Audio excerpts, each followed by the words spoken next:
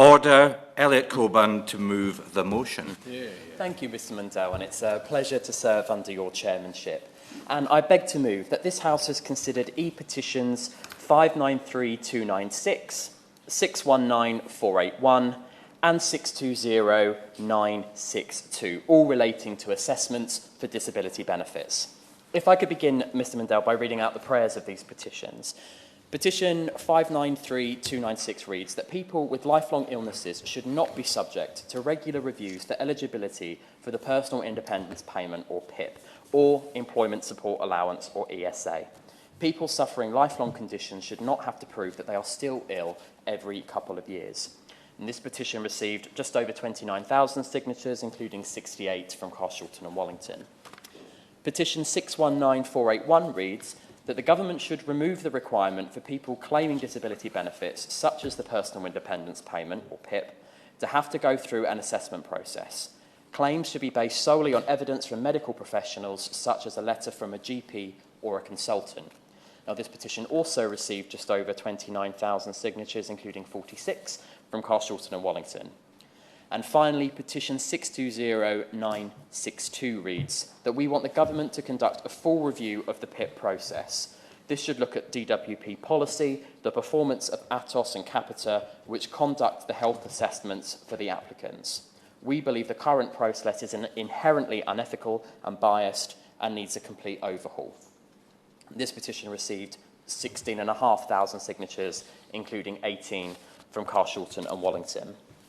I'd like to begin, Mr Mundell, by thanking the amazing staff at the Petitions Committee for all of the pre-debate engagement work they have done in advance of this debate, and also the petition creators themselves for meeting with me, the numerous charities, campaigners and organisations who I'm sure have briefed other colleagues, as we will hear from in advance of today's debate, particularly those that have shared particularly harrowing stories, who were brave enough to come forward and share those stories so that we can share those in this debate today. And what was clear, Mr Mundell, from the conversations I had with the petition creators, charities and other stakeholders, is that that there is absolutely time for reform and change. And these changes hopefully will go some way to restoring trust in the PIP process, which has been severely lacking from the conversations that I've been having. And I think that we owe it to these claimants who see the system as confrontational and judgmental to be able to change this. Because after all, applicants should not be made to feel as if the system is against them even before they've begun to engage with it. They should not feel as if an assessor is trying to catch them out, and they should definitely not feel as if being successful in gaining PIP support is not worth the emotional, mental and physical costs which many have described the application and assessment process. And I do look forward to hearing from the Minister in due course as to what plans the Department for Work and Pensions has on building on reforms it has made already. Now, if I can, Mr Mundell, I would first of all like to point out a few scenarios which were given to me by some of the petition creators and indeed some from my own postbag as a constituency MP, and I'm sure we will hear from other colleagues, and I'm pleased to see how well attended this debate is for a petitions debate in terms of what has come through as constituency casework. The first example I want to raise is one of a PIP assessment where the applicant applying for PIP was applying so based on a mobility-based disability. And yet the assessor who was overlooking their case and ultimately decided that they should not be entitled in the first instance for PIP was a dental hygienist. I don't think many people would accept that a dental hygienist would be a suitable assessor for someone who has a mobility-based impairment, even if they had undergone some very basic generalistic training. So it's probably no surprise, Mr Mundell, that the applicant neither felt confident nor assured in their PIP assessment from the word go. Indeed, this is not something that I've only heard this once. I've heard this a number of times from constituency casework, and it's something that many charities and organisations have raised with me in advance of today's debate, where claimants are assessed by medical professionals whose field of expertise is at either complete odds or outside of the medical condition that is being assessed for. So I would appreciate if the Minister was able to comment on this and what the department may be able to do formally to ensure that the medical expertise of assessors at least correlates with the condition forming the basis of the PIP application. But I think the problems seem to go a bit deeper than that, Mr. Mundell. Indeed, it is the medical awareness of assessors and wider issues around what is taken into account as part of an assessment which leads to my next point. And that is the role of those medical professionals who best know a PIP applicant's situation, illness or disability and how it affects their day-to-day life, which in most cases will be their GP. And it became clear from conversations and indeed around the appeal process too, which I will come to shortly, that GPs and their understanding of the claimant should play a more central role in the initial application stage for PIP applicants. And claimants that I have spoken to state that they do not believe that their application and assessment is as strong as it would be if GPs were to take more of a role in the process in terms of greater input and weight behind it. And they argue that the current situation of requesting GP insight, often when it's thought to be needed, only gives a partial glimpse of their situation. And this is especially the case with the importance put on the day assessments, with a number of effects of illnesses and disabilities being more acute on some days than they are on others. There is also, Mr. Mundell, the mental health aspect to this, and many applicants talk about the preparation that is needed for an assessment, whether it be mentally, physically or emotionally, depends very much on the individual and indeed on their circumstances on the day itself. And this is only exacerbated if they find that the person who is assessing their application does not have any area of expertise in the condition that they have. So there has been many calls from those who I have met with for greater involvement, known involvement of a GP or a specialist who is more familiar with the claimant within the process, which will only enhance their readiness to engage with the system, as well as giving any conclusions as to greater grounding and creating an environment where claimants feel listened to, believed and empowered, and I will gladly give way. Thank you, Honourable Member, for giving way. He's made some fantastic points, and I really just wanted to raise the issue that figures show us that only 11% of applicants are successful in challenging the PIP award as part of the mandatory reconsideration process. Applicants who take their appeal to tribunals where a judge makes a decision are awarded their enhancement of nearly 80% of the time. Would this say that judges at the moment are becoming the doctors, and surely this is the wrong way around? What does the... I'm grateful to the Honourable Lady. She has glimpsed a bit further into my speech, so she was happy to bear with me. I will certainly come to cover that point, but I think she makes a good point there. Going back to where I was, sorry, just finding that, Mr. Mundell. I would therefore, and hopefully without adding too much onto the list of asks of the Minister, ask for a view from the Minister as to what they think in terms of giving a greater role to specialists who are more known to the claimant. But I would like to go on to talk about the assessment process itself and the wider system.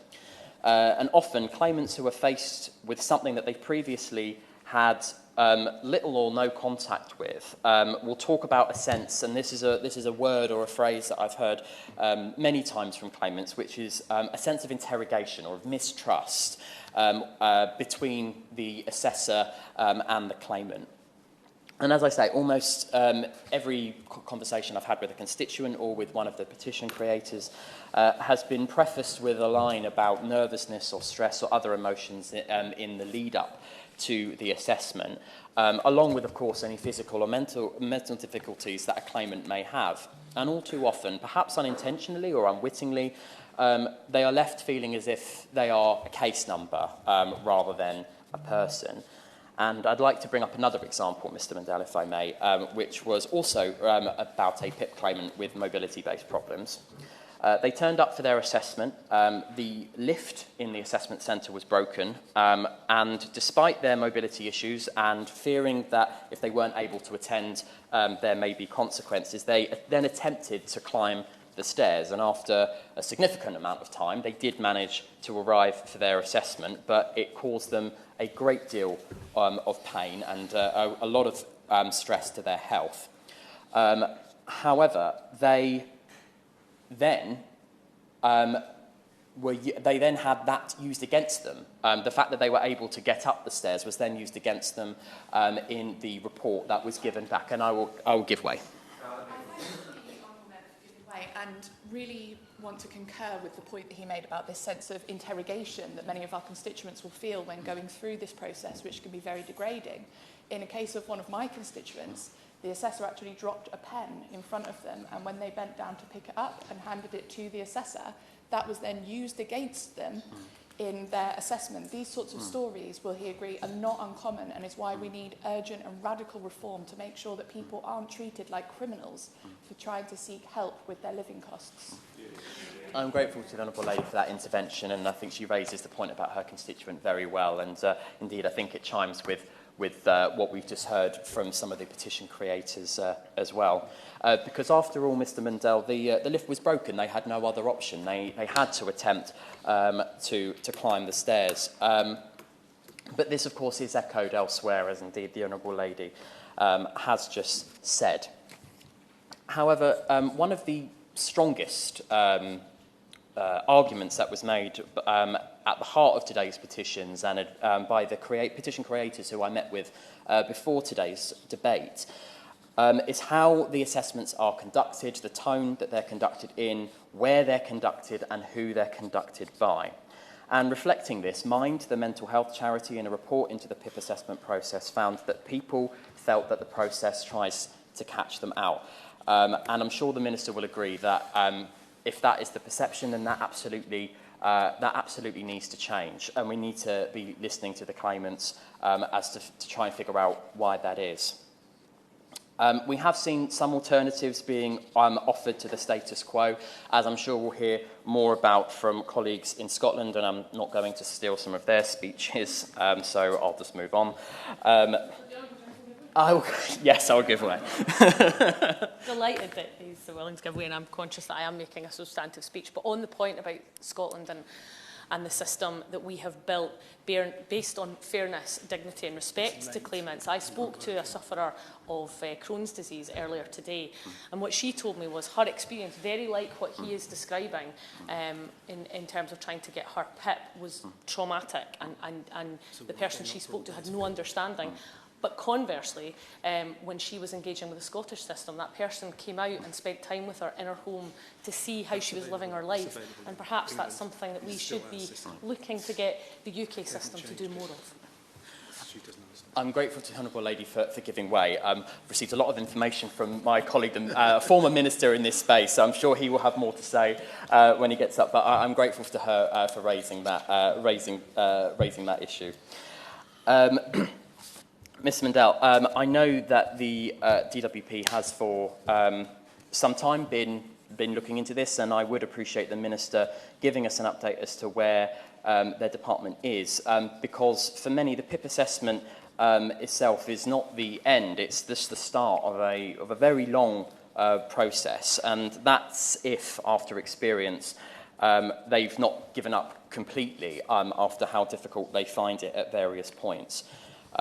And my last point I want to touch on is indeed the issue of appeal tribunals. The statistics that I've received, and again, my friend, the former minister in this space, may be able to correct me here, but it's that from October to December 2022, 69% of PIP applications which went to tribunal were overturned in favour of the applicant, and 59% of those appeals won by the claimant, the tribunal had reached its conclusions based solely on evidence that was already provided to the DWP and not on anything new. Now, these numbers are concerning. It chimes with concerns that I know many of us have, and I know, again, the government's looking at in terms of the sheer volume of EHCP assessments which are overturned at tribunal. So I hope that the Minister may be able to shed some light on why the department thinks that this is the case and what is fueling the sheer scale and what they are doing to look into it.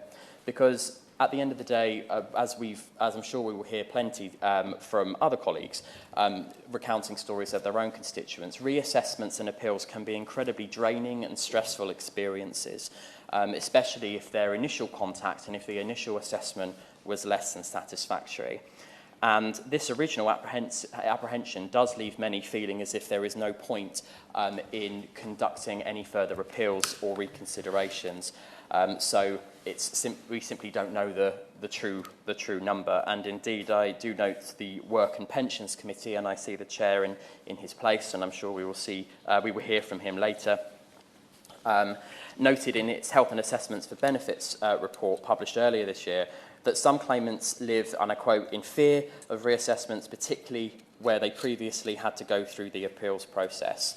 So I do look forward to hearing from the Minister as to what steps the Department is taking to try and tackle this issue, because if we can have a comprehensive and efficient system which has the trust of claimants, I'm sure that we can turn this situation around. Thank you, Mr. Mundell. The question is that this House has considered E-petitions 593296, 619481 and 620962 relating to assessments for disability benefits. Sir Stephen Timms.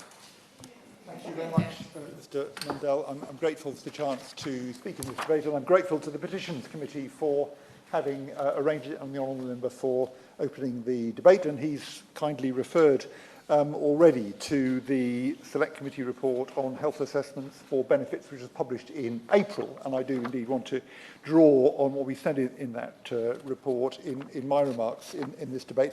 We also published the Government's response to that report in June, and I've since been in correspondence with the Minister about some of the key points which arose. The annex to our report, Mr. Mundell, is well worth a look. It's based on a survey of 8,500 people who told us about their experience of using the system, of going through these assessments, including people with lifelong conditions, people's experience of the use of medical evidence, both of them topics covered in today's petitions. I'm not going to comment in this debate on the adequacy of these benefits. We have a current inquiry underway on benefit levels in the UK, which is focusing on that. But I must say that a good deal of concern has continued to be raised over the summer that the benefits we're talking about today do not meet claimants' extra costs as they are intended to. The government recognises the need to transform the system. They've recognised that in the white paper, but the reforms that have been announced, many of which I welcome, including, for example, the testing of the use of specialist assessors, picking up one of the points the Honourable Member for Carshalton made. Many of those I welcome, but the problem is those reforms are going to take years to implement, and we do need to act further, given the gravity of the problems that we've already heard about in this debate. A very important recommendation in our report, Mr. Mundell, was that assessments should be recorded by default. They should always be recorded unless the claimant chooses to opt out of having the assessment recorded. Now, the government has said no to that recommendation, I presume because it would cost a little bit more, but I really think this is a mistake. All the current providers of these assessments, the providers who are contracted by the department, they all support this change. Many of the respondents to our survey do as well. And it is, I think, the only way, really, to get to the bottom of why things go wrong so often. The Honourable Member for Carshalton quite rightly told us the statistics about the great majority of appeals against refusal decisions coming out of these assessments, the great majority of appeals are upheld. Now, that surely shows that something very fundamental is wrong here, and I think the only way we will get to the bottom of why that is for assessments routinely to be recorded, in order that when things do then go wrong, it's possible to look at what actually happened in that assessment and try and learn from those errors to get it right in the future. Now, in his recent letter to me, the Minister says and I quote, claimants may need to discuss sensitive and personal information at the assessment and may not want this to be recorded. And of course he's quite right about that, which is why you do need a proper opt-out choice for applicants who do not want their assessment to be recorded. So I do want to ask him whether the department has considered how, if recording by default was introduced, how it would be possible to mitigate those risks which he's right to be concerned about. And I do wonder as well whether the department has looked at, if recording by default was introduced, what the impact would be on mandatory reconsideration, because I think it would be extremely helpful. If those assessments are not routinely recorded, we'll never get the feedback that's needed to put these very, very serious problems right. I do want to pick up as well the point about covert assessment that was raised both by the Honourable Member for Carshalton and by my honourable friend. I think this is a very serious and real problem. We called in our report for the government to, quote, urgently investigate the use of covert assessment by assessors. The government, unfortunately, in its response, said no. I'm afraid I'm going to be using that phrase quite a lot. In what I have to say today, they say that all assessment providers strongly refute the suggestion that they undertake covert assessment. But I'm afraid these reports of this happening are much too widespread to be ignored. And I really do think the government should be having a look at that. We are concerned, Mr Mundell, as well, about the system for claimants who are aged 16 to 18. On turning 16 in England and Wales, claimants must move from disability living allowance to PIP through a full claim process, until recently requiring a face-to-face assessment. But in Scotland, claimants can stay on DLA until the age of 18. Now, the government's white paper did acknowledge the need to help with the transition from DLA to PIP, but our conclusion was that young people in receipt of DLA should not be required to claim PIP until the age of 18, and where under 18s decide to claim PIP, then they should have light touch paper-based assessments until the age of 18. Yes, I'll gladly give way to the former Minister. Minister, and that is a really difficult fine balance, because the counter-argument is that it allows people ahead of when they turn 18 and therefore are fully responsible for their own living costs, housing arrangements, to know exactly where they are. So it's not a black and white issue.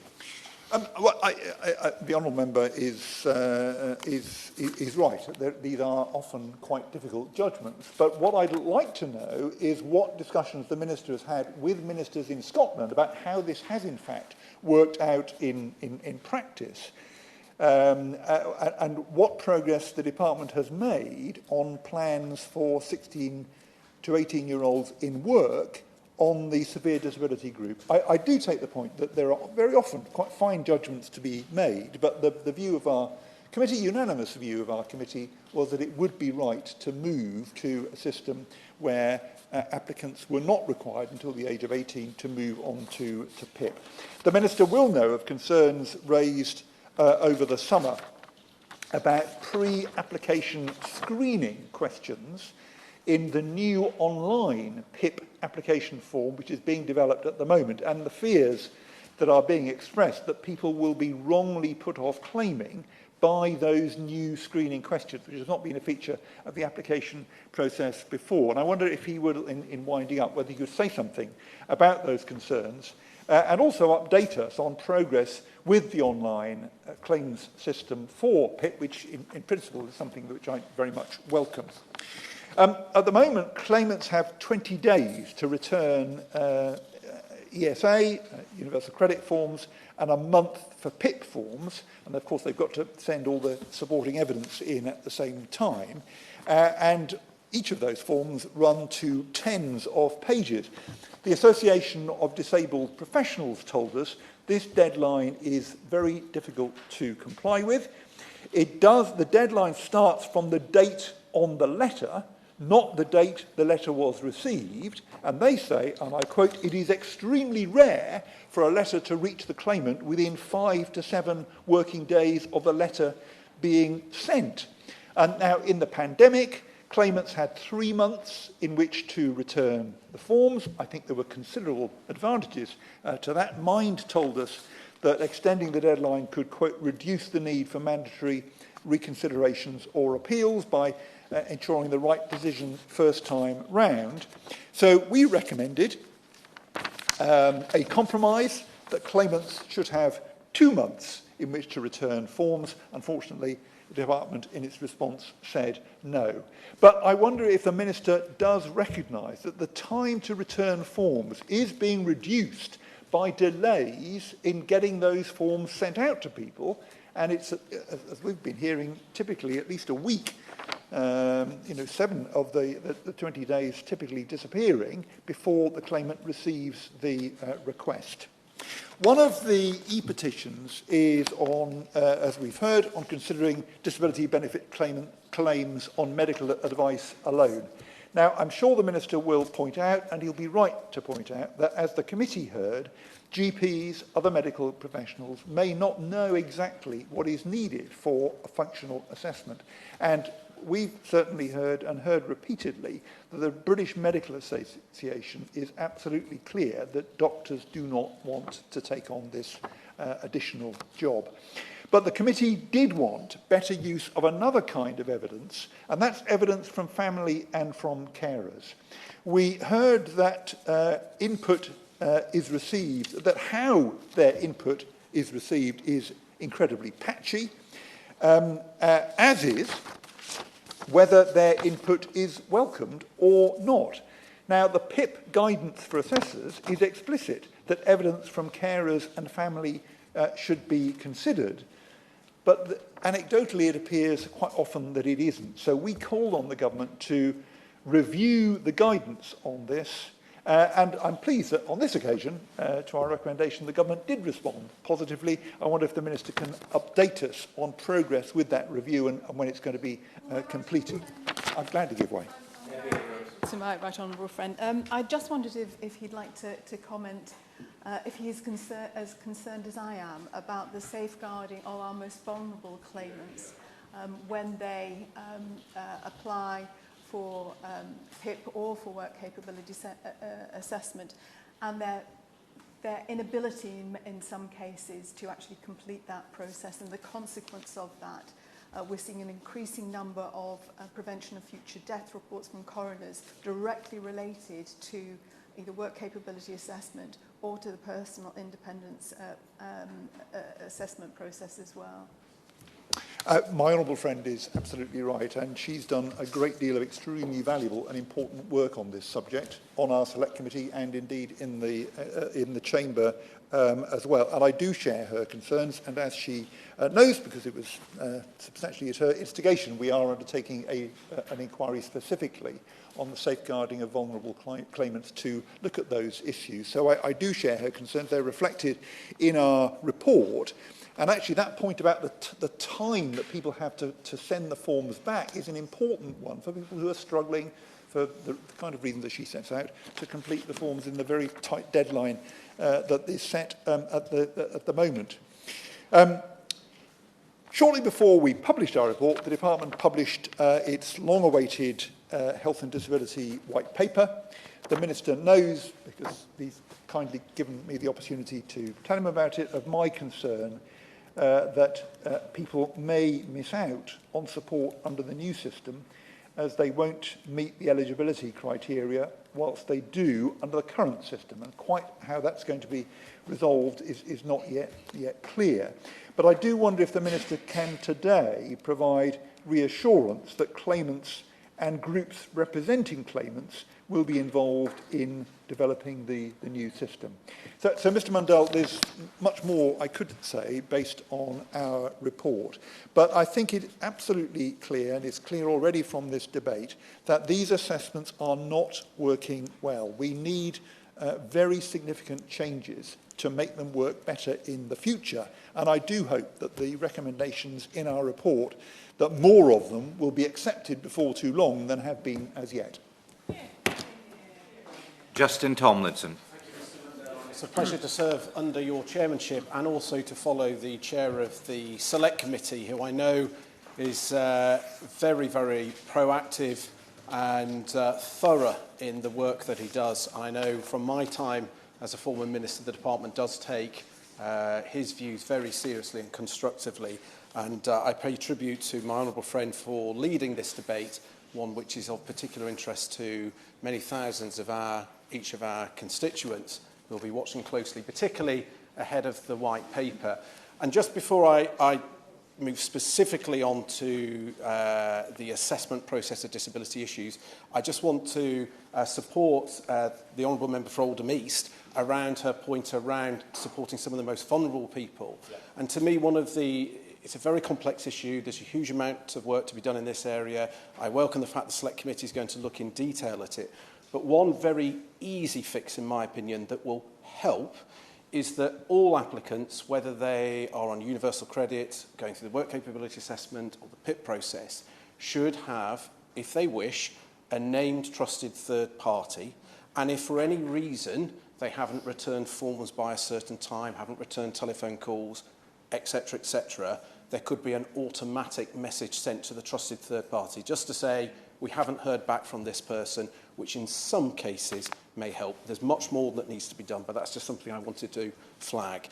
Now, turning on to the head of the white paper, which is this debate is so well timed for, is there are many lessons that can be learned, and we have to be very careful with some of the requests that we can be tempted to make.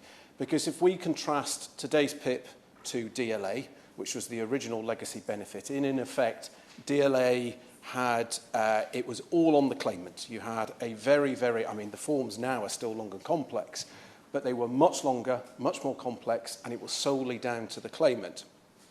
And for many people, that was fine, but for many people, they would not necessarily cover all of their challenges. And what we've seen under PIP, and I'll come on to the problems, but the bits that have worked, is that the assessment will often tease out things that a claimant may not realise.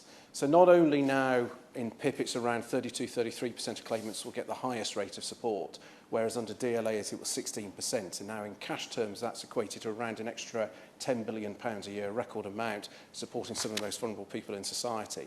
But it's been in issues, particularly with hidden disabilities, where we've seen the most marked improvement. So if you have a mental health condition, you are now 6 times more likely to get the highest rate of support than under the old legacy benefits.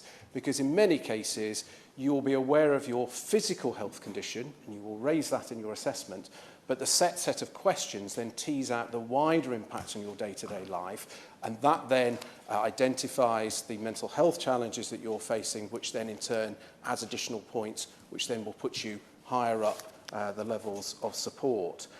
Now, COVID triggered many of our sort of blue sky thinking ideas to actually very quickly become practice. We had started to engage with stakeholders to talk about the use of telephone and video assessment. There was a nervousness at the time, and we had imagined we would have to probably wait until the white paper before we could even test the water on that. But because of COVID, physical assessment centres had to close.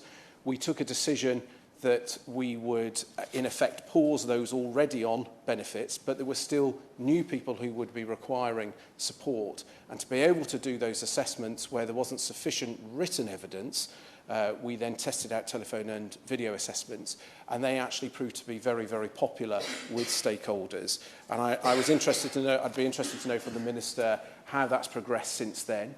Because not only can they be convenient for some people in terms of physically getting to a location, and we heard of one example where an assessment centre just clearly wasn't accessible, and there'd been a breakdown in the communication to warn the claimant in advance of the challenges of actually getting into that assessment.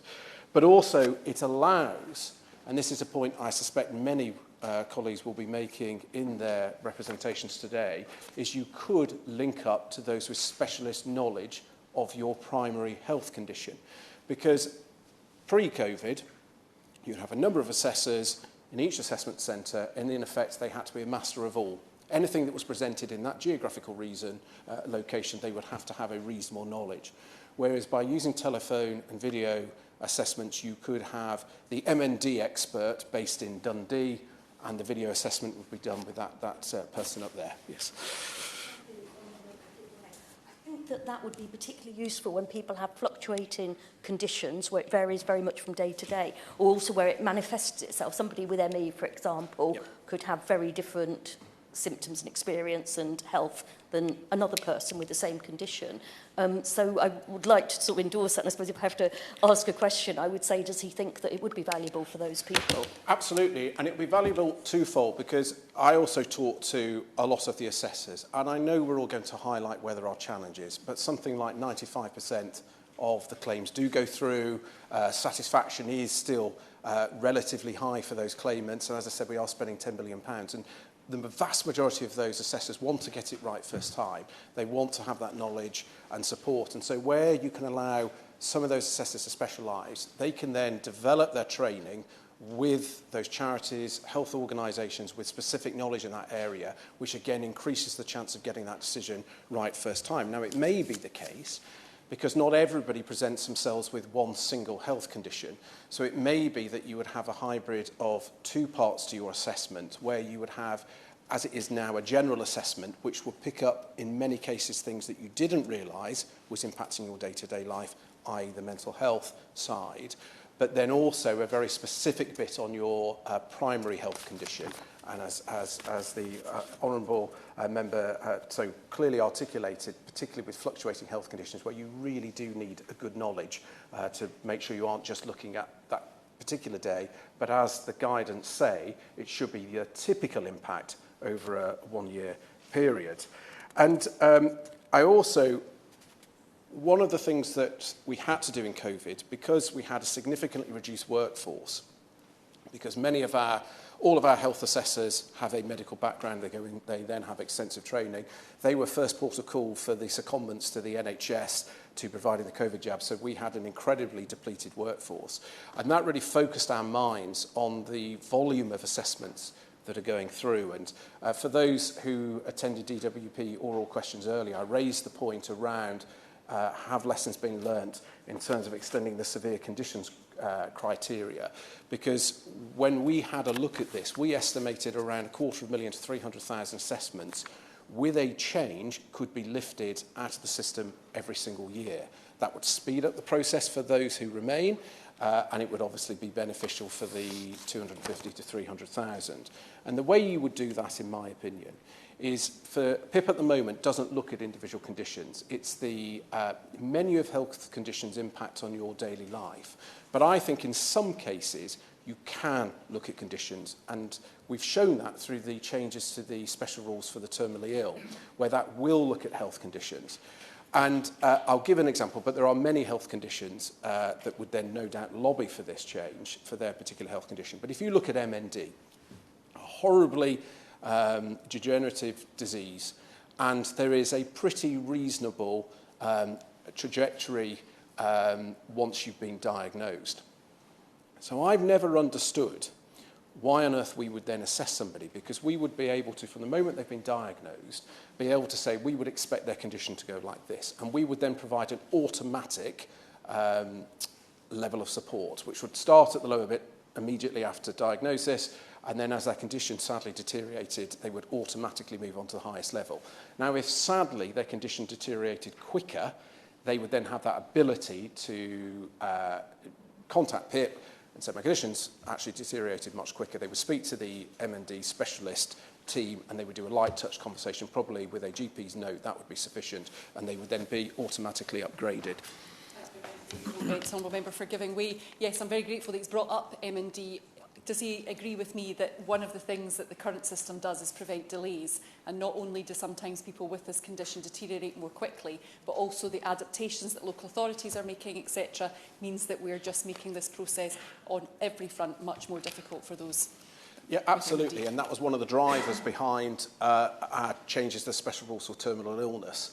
But from the point of diagnosis, PIP is a gateway benefit which will then unlock extra help from local authorities. So it would certainly speed up that process. Now, before the Minister panics and thinks he would need an office akin to Fort Knox, because he'd be lobbied by every single health group who would say our particular health challenge should then apply to those rules. The way round that is we would look at the Industrial Injuries Advisory Council that already operates within DWP, and in effect that is a separate independent body of medical and scientific experts with far greater brains than mine, and they were the ones who would decide which health conditions would qualify for industrial injuries benefits. So you could do the same principle, and as medical care and scientific knowledge evolved, they would then update the guidance. But potentially that could lift out 250 to 300,000 people and help some of the most important people. And we've seen since the changes have come into force with terminal illness, it has been all pluses with little else. And I hope that the Minister will continue with his commitment to try and pilot initiatives in this area ahead of the White Paper coming forward.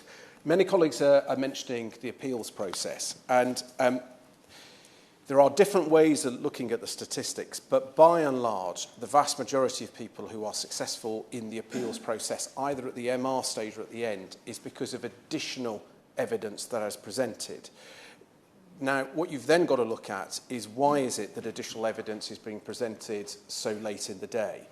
And there are many things that can be done.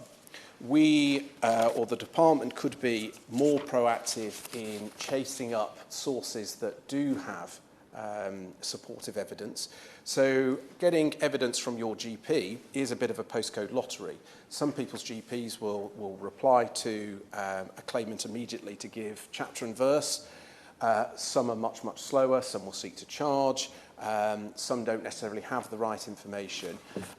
Where people have already gone through WCA, Work Capability Assessment, they're very similar assessments, and I know potentially there's a review of whether we should have two separate ones, but as we stand today, if you've already gone through one of those, there will already be a lot of information on a similar system, and we should at least ask claimants whether they would like us to look at that information. Remember, it's the claimant's information. We shouldn't be doing it automatically. We should just ask for that to then bring that information over. We should be proactive at encouraging claimants to bring a trusted colleague with them to the assessments. That is within the rules, but it's very inconsistent how assessors allow that person, some assessors will encourage them to speak, some assessors will tell them, no, you're not being assessed, you're just there to provide moral support. We need consistent guidelines around that, and in my opinion, they should be allowed to speak.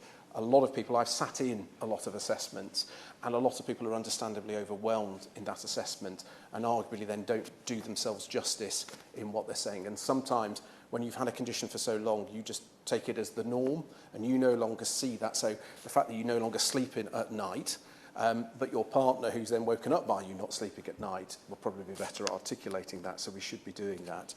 We also started testing at the MR stage, mandatory reconsideration stage, that we would actually phone the claimant up and ask them in their own words to tell us why they disagreed with the decision. And earlier one of the speakers quoted that the mandatory reconsideration success rate is only about 11%. My understanding is when we piloted proactively speaking to the claimant, that went up to around about 40%. And at the time when I talked to the assessors doing this, they felt they could go even further on that, because that was where we would invariably find that, your GP's told you that, but you haven't provided us with that, or you haven't been able to get that, but we will now chase the GP on your behalf, and we'll be able to get that information. And also, we allowed people to be lifted out of the system. So in the past, you had to, in effect, take your chances. You either had to wait for the MR, or once you triggered the independent appeal, the department couldn't come back and say, actually, now you've provided us with this evidence, we agree with you, we wish to do that, because you were stuck waiting for the judge, and that can be up to a 12-month wait.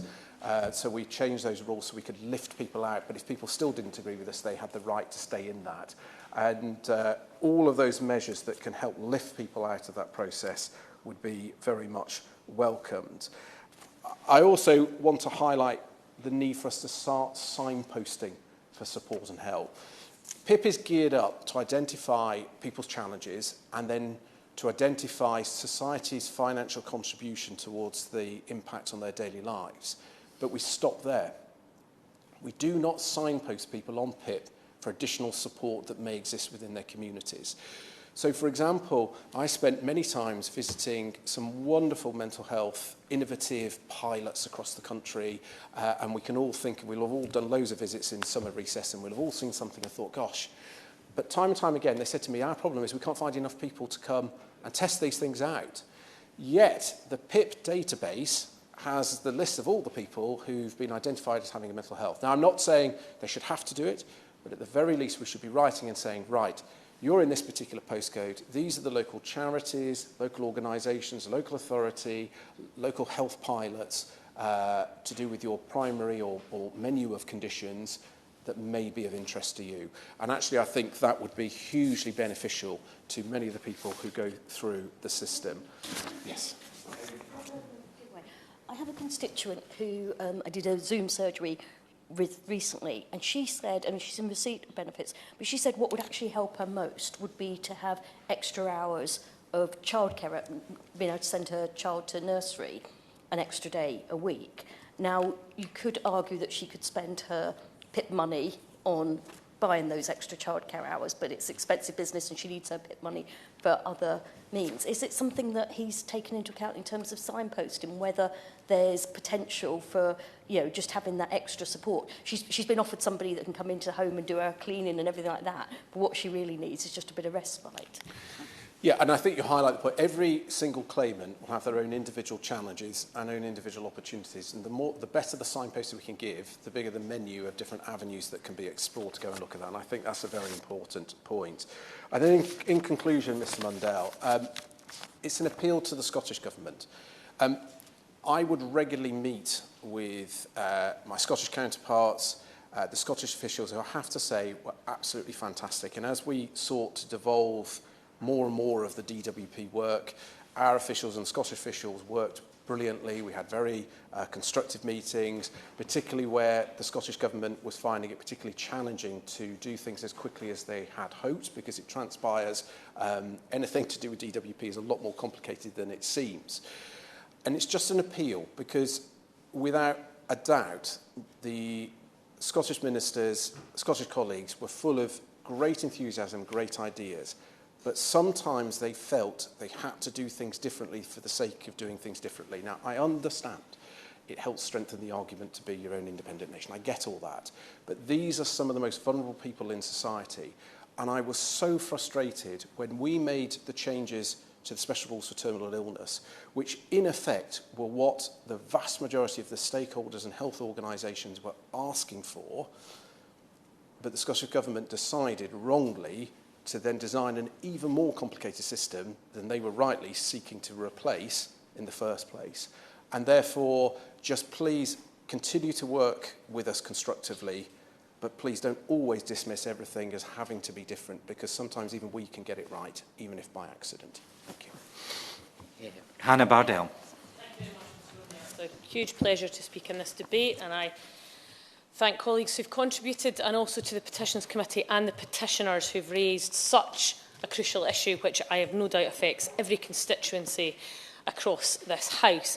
And I am going to declare an interest, Mr Mundell, as the co-chair of the newly reconvened Crohn's and Colitis All-Party Group, alongside my honourable friend, the Honourable Lady for Chesham and Amersham. And I am going to focus much of my comments on those particularly debilitating and devastating diseases. And I'm conscious that there will be many people watching at home who suffer from those diseases, and many other ones that are, by their very definition, relapsing and remitting. And I think there will be other diseases, I know, and those who suffer from them, that will not be able to fit into the very rigid box that the assessments for PIP and ESA quite often call for. So it's to them that I want to pay tribute, because I've spoken to a number of sufferers in recent days, but also, like many colleagues, are regularly representing constituents who suffer from debilitating diseases and unfortunately traumatic experiences with the social security system. And what I've heard is the incompatibility of disability benefits assessment services, because they take a static measure of the patient's pain and suffering for fluctuating illnesses. And Crohn's disease and ulcerative colitis are conditions that fall under this category. They're lifelong immune-mediated diseases of the gut for which there is currently no known cure. And the symptoms include, and I will not apologise in advance, but I will put a little disclaimer on that some of these are quite descriptive and graphic. The symptoms include urgent and frequent diarrhoea, rectal bleeding, pain, profound fatigue, anemia and inflammation of the joints, skin, liver and eyes. 3 in 4 people with Crohn's and colitis experience bowel incontinence, an unpredictable and urgent need to pass stools. Currently, over 500,000 people live with Crohn's and colitis and ulcerative colitis in the UK. And one of those, Mr Mundell, I will declare an interest, is my brother. And my brother is fortunate that he does not have to access the welfare system, that he is able to manage his condition, which is relapsing and remitting, such that he is able to continue in full-time employment. But I have seen, since he was diagnosed just over 9 years ago, the struggles, the profound fatigue, the questions about what his future career, which has been somewhat curtailed, will look like, and the impact on his own partner and family, and even on my own mother, who worries, I know, daily about his condition and how it will potentially develop. So whilst these are incredibly serious, it's important to note in this debate that these are relapsing and remitting, meaning that the individual will have flare-ups that will often occur suddenly and unpredictably. There's also significant variation in the pattern of complexity of the symptoms, both between people and in the individual at different times in their life. Additionally, there are many additional costs associated with living with Crohn's and colitis, such as increased transport costs, heating, treatments and care. In 2022, Crohn's and Colitis UK received over 1,000 inquiries to the charity's helpline from people looking for information on available funding and support. Furthermore, information on PIP and benefits is within the top 10 of topics searched for on the charity's website. The one support available through the current benefit system is built on the concept of a disabled person with permanent and substantial impairment, or on the person with a long-term health condition which is likely to degenerate. There is little recognition in the system, Mr Mundell, of the person who has a long-term fluctuating health condition and the adverse effects that this has on the person's ability to work, undertake education and maintain their physical and mental health. And the PIP assessment guideline require assessors to consider fluctuation of symptoms in relation to the descriptors they use during the assessment. This is defined as the ability of a claimant to carry out activities being impacted by their condition at least 50% of those days. And that is one of the key points I want to raise with the Minister. So 2 of the people that I spoke with ahead of this debate, one is a personal friend, Rachel, and another is a constituent, Stephen Sharp. And Stephen has done a huge amount of work with Crohn's and colitis. And Stephen talked to me about his experience of the relapsing and remitting nature. Things like bag explosions or leaks in the middle of the night, having to clean himself up at 5 in the morning and then having to do a whole load of self-care and cleaning of sheets, etc. And the fact that that might be occasional, but when it happens, it's devastating. It's embarrassing. It's not something that he talks about very often, and I have his permission to talk about that. He talked about his work that he does with the local football team in Faulthouse in my constituency, and how just the other day he'd gone along to training and he was struggling to walk, that his joints were in, serious state of inflammation and he was just really struggling. That's not necessarily an everyday occurrence for him, but it's something that happens. And it's impossible for people that have Crohn's and colitis to predict whether it's going to be 50% of the time. We cannot squeeze those folk into a one-size-fits-all box. And there are legal precedents for fluctuating symptoms being treated as constant symptoms. The legal test for determining whether or not a fluctuating symptom should be taken into consideration is found in the Equality Act of 2010.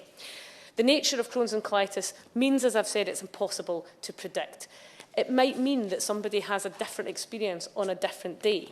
And that arbitrary 50% rule is just not one that can work for folk with Crohn's and colitis. And I have no doubt many other diseases. Beyond this, PIP descriptors are also too rigid to adequately assess the impact of Crohn's and colitis. The PIP guidance frames incontinence in very limited terms as points are awarded based on the need for assistance and aids. Specifically, these following phrases: toilet needs and incontinence. The descriptors and guidance fail to recognise the difference between types of toilet needs, including frequency of bowel movement, urgency and incontinence. It doesn't recognise the impact on independence, the ability to undertake daily tasks and employment when experiencing multiple bouts of urgency a day. And I know from personal experience, I know from talking to my friend Rachel, who has sadly had to have a stoma just so that she could survive and live, and has lost her bowel, who was experiencing chronic diarrhoea, vomiting, and who managed to get back to work but has sadly recently had to leave work and go completely onto benefits, that when she was speaking to the assessor, it was a really, really difficult experience for her. Yet when she was then engaging with the Scottish service, she had somebody come out and actually see her at home, to spend the day with her, to understand the difference. And I, appreciate what the Honourable Member for North Swinton said in his previous contributions, although I would challenge that, because certainly for those I've spoken to in terms of the Scottish system, it's very much more person-centred. And the toilet needs and incontinence phrases don't recognise the significant support that individuals with Crohn's and colitis may receive from carers or family, for example, support with cleaning themselves, washing clothes, bedding, etc., as I have mentioned. And in terms of mobility, PIP assessments describe mobility based on two activities: moving around and planning, and following journeys. And my constituent Stephen said he was asked whether he could tie shoelaces. Well, yes, he can tie shoelaces, but does he have explosive episodes in the middle of the night where he needs to clean himself up? Yes. But that doesn't fit into the very strict regime that the DWP are pursuing. And these strict and arbitrary measures of distance are not the best way to determine a person's mobility needs, regardless of their disability. I know from my brother's own experience of having to plan out a journey, knowing where public toilets are. We had a family that holiday in the Highlands of Scotland, and I remember when he was first diagnosed, him not knowing if he was going to be able to take his family on holiday because he couldn't guarantee that those toilets would be in place. He was in the position that he was able to be innovative and exchange his car for a truck that he was able to put a portaloo in the back of, which I thought was probably the most innovative response I'd ever seen to a chronic disease. But he was in a unique position to do that. We should not be asking people who've got chronic diseases to have to drive around with a toilet in the back of their car. That's just ridiculous. And a more flexible approach about moving around, which is grounded in a person's reality and considers a person's ability to move around, has to be one that the UK Government will consider. A more holistic approach to journey planning, which considers the difficulties day to day, would be much, much better for those who suffer. Because data from Crohn's and colitis shows that applicants found fatigue to be their most debilitating symptom. It was also the symptom that they felt least represented was least represented in their assessment. People with Crohn's and colitis who have experience of applying for PIP found their ability to effectively convey the impact of fatigue and pain as a result of the condition is dependent on the knowledge that health assessors have of the condition. And my constituent Stephen told me it was a mental health nurse that assessed him. The person clearly didn't have the requisite knowledge. They didn't really understand what they were talking about, and he ended up not receiving his benefits and has made a decision not to apply again. And I think that is a really sad example of somebody who has a genuinely debilitating condition and is being denied their benefits. And what's more, in the recent inquiry that we've heard other members speak about exploring the issue of DWP health assessments, the Work and Pensions Committee requested that the Government confirm whether it was still reviewing the PIP descriptors, and if not, what evidence it's found of those currently in use and are fit for purpose. As I understand it, the Government are yet to present this. So I do call on the Government to refine the descriptors to reflect the very real and debilitating impact of Crohn's and colitis on people's lives. This should include a review of incontinence, mobility and objective scales to measure the fatigue and pain. Assessment for disability benefits don't need to be this way, Mr Mundell. As we have heard and as we know in Holyrood, the SNP-led government have pursued a social security system with the principles of dignity, fairness and respect at their heart. And the new adult disability payment is delivering an entirely new, simplified, compassionate experience for disabled people and was designed in partnership with people who use it. Their input was absolutely at the heart of the processes and the service that we have developed. And the Scottish Government have abolished the controversial DWP assessments and instead hold person-centred consultations. This stands in contrast to the UK Government's system, and as those here have indicated earlier, it's punitive, unflexible and, most importantly, unfit for purpose. According to a recent report, the data on mandatory reconsiderations and appeals show that there's still a fundamental problem with decision-making. 69% of DWP decisions were overturned at tribunal. That's nearly 70%. In the quarter ending December 2022. That's not just a massive waste of money, Mr Mundell, that's a massive waste of the time of the civil servants and those administering it, But most importantly, it's re-traumatising those who have chronic conditions. And I have to tell you, those who I've spoken to in recent days and those who I've dealt with through my constituency office have talked to me about the trauma that they have experienced. And we are judged, I believe, as a government, as nations, on how we treat the most vulnerable. And we are not treating the most vulnerable people through these assessments, through this system, with the proper dignity and respect that they deserve. Thank you. Charlotte Nichols. Thank you, Mr. Mandel. It's a pleasure to serve under your chairship, and I thank the Petitions Committee for the selection of today's debate and to the member for Carshalton and Wallington for opening our discussion. Like perhaps and probably all of the MPs present here, issues to do with PIP and legacy disability benefits form a huge part of my constituency casework caseload.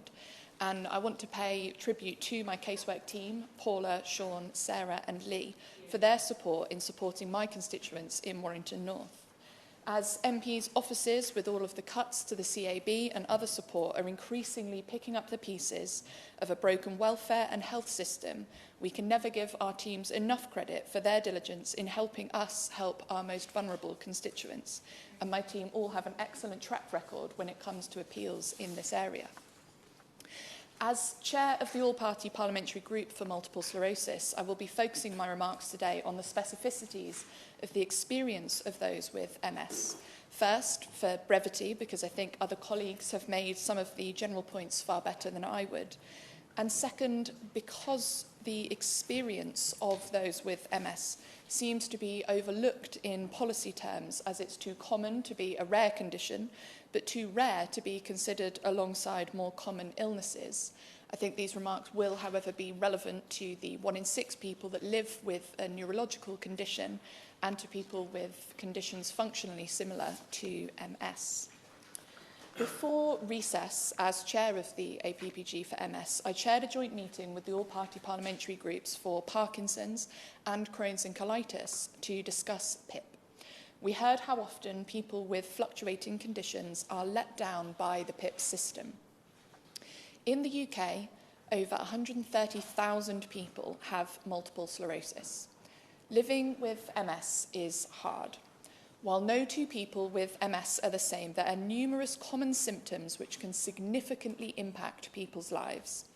These range from those which are more visible, like problems walking and moving around, to those which are less visible, such as pain, fatigue, and cognitive issues. Symptoms regularly fluctuate. One day, someone might be active and able to go about their daily business, but the next, getting out of bed can feel impossible. Welfare support is therefore vital for many people with MS to manage their extra living costs to help with the good days and with the bad.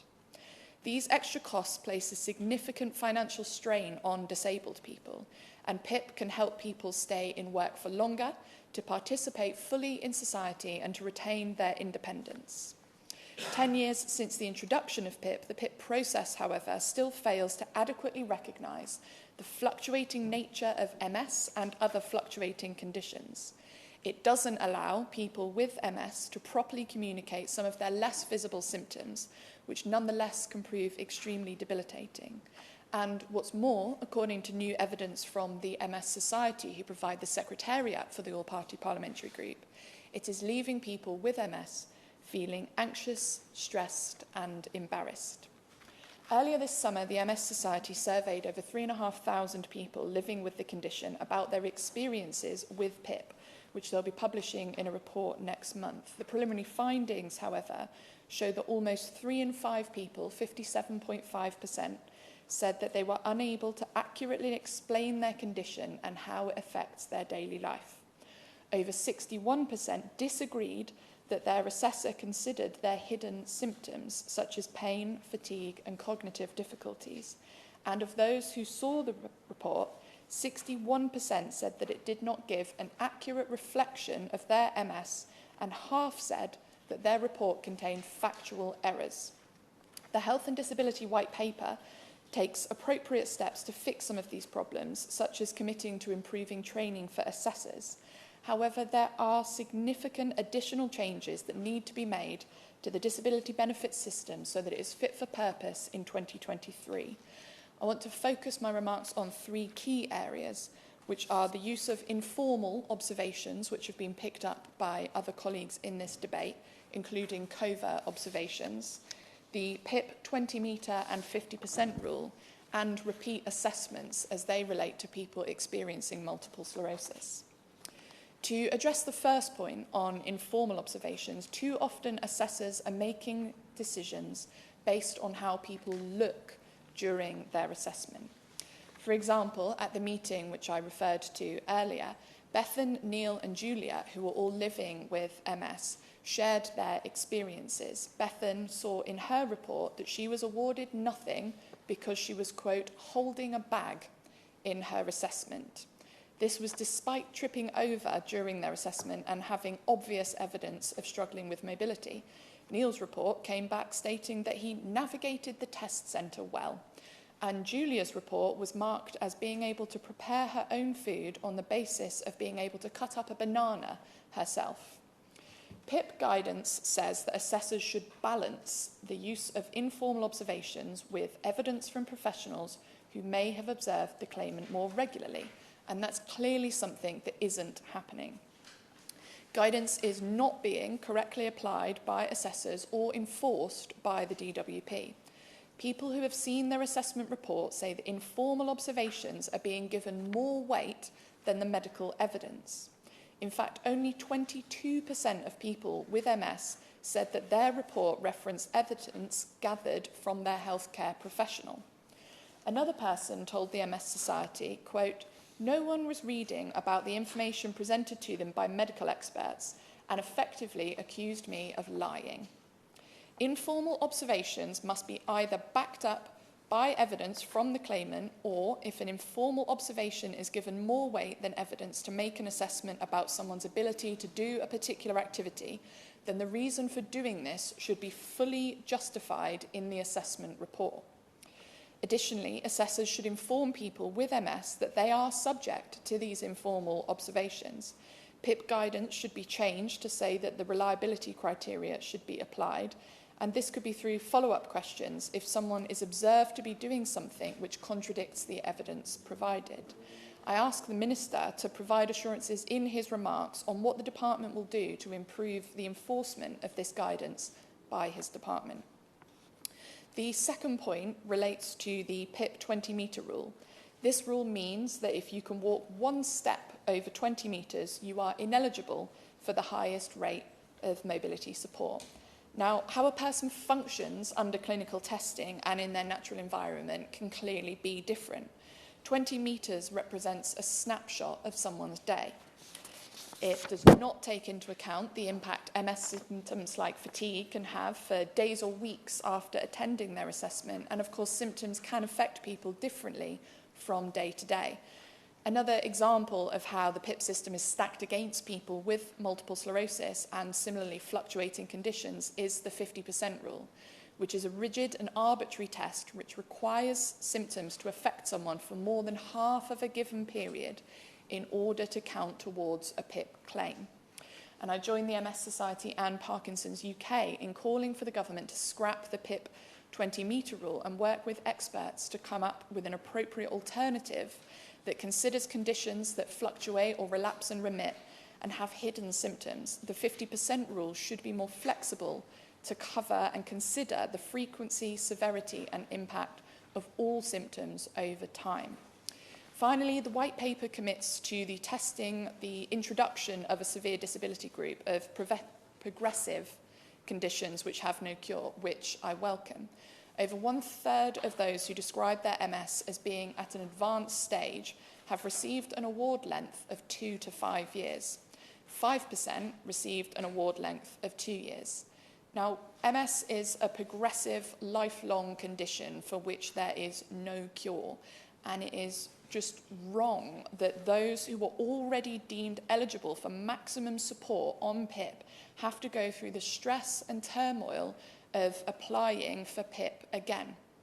I would appreciate the Minister outlining when the DWP intend to set out which conditions will be covered as part of the severe disability group and whether this will include multiple sclerosis. To summarise, and I'm sure the Minister agrees with me that disabled people deserve to be treated with dignity and respect, but he can surely see that the PIP assessment process demonstrates an antiquated and outdated understanding of what disability is, based around a narrow definition of disability. This needs to be brought into the 21st century once and for all. The PIP process and criteria should accurately reflect the impact of living with MS, including mobility, fluctuation and hidden support, with a move away from arbitrary measures towards a more flexible approach. Members in this room will hear regularly from constituents who are being treated with contempt by the system, with 2/3 of people with MS saying that their experience of the PIP process had a negative impact on their health, with 2 in 5 saying that the experience made them feel embarrassed. I hope that it is, in fact, us who are embarrassed by those statistics. I hope the Minister will listen to the experience of those with MS and bring forward changes such as those which I've set out today. And I would welcome the opportunity to meet with the Minister and the MS Society to thrash out some of these things in greater detail. Thank you, Chair.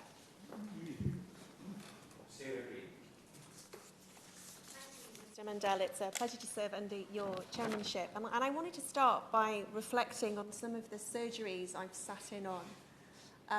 And also, I'm sure other members have friends or indeed family who have gone through the PIP assessment and the impact that it has had on the self-esteem, the mental health of the individual concerned. And it's reassuring, as we're sitting through this debate, to hear there's clearly a desire from all sides of the House to see a kinder, more humane process that results in more accurate assessments. And I wanted to thank the Minister as well for his answering DWP questions earlier and take it in the spirit that it was meant. I'm going to focus in on just one aspect of PIP assessments, which is the use of informal observations, as we've just heard, where an assessor watches how someone looks or behaves during an assessment. I know that such observations form part of the suite of evidence used by case managers, but those informal observations are reliant on an assessor's knowledge of various conditions. There are too many examples of assessors failing to consider or understand the fluctuating and non-visible nature of some conditions. For example, and I declare an interest as the co-chair of the APPG on Crohn's and colitis, many of those living with Crohn's and colitis feel that assessors prejudge their eligibility for disability benefits based on their physical mobility within a face-to-face assessment, rather than asking probing questions that are relevant to their condition. Which brings me to the condition-specific knowledge of assessors. The government has stated that all assessment providers are required to ensure that health professionals carrying out assessments have a broad training in disability analysis, as well as awareness training in specific conditions that range from common to rare. But the testimony of claimants with Crohn's and colitis raises concern that assessors do not properly understand the true impact of their specific condition, its fluctuating nature, and its effect on their ability to maintain employment, relationships, education, and engage in day-to-day activities.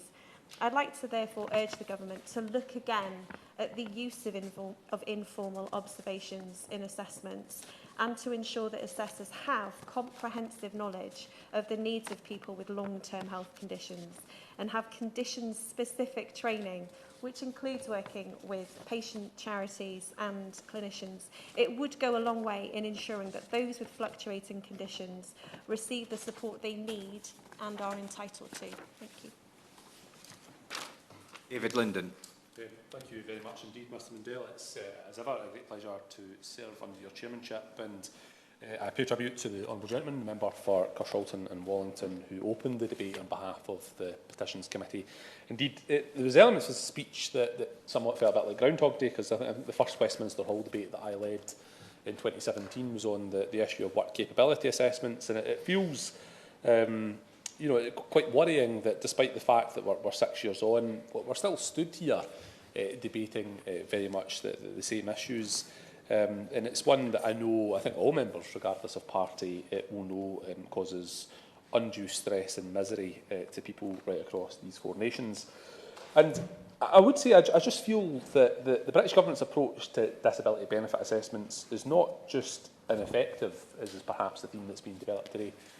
I would go that stage further to say it's actually inhumane, because under the current regime, the application process removes the reality of people's lived experience as the very foundation on which the system has been designed, and it favours evidence provided by the assessor rather than the claimant themselves.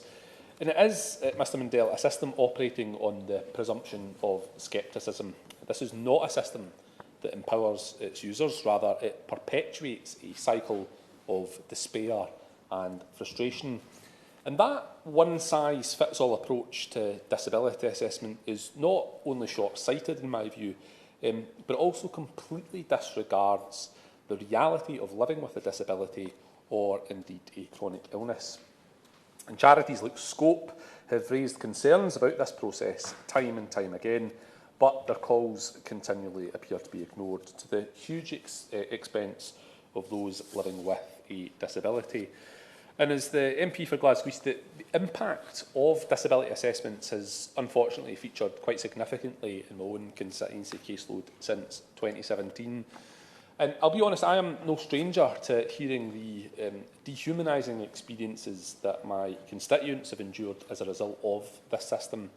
And I sit week in, week out at surgeries across the East End of Glasgow in places like Baillieston, Parkhead and Easterhouse, hearing the same harrowing and sometimes quite traumatic experiences that people have had to endure at the hands of the disability benefits assessment process.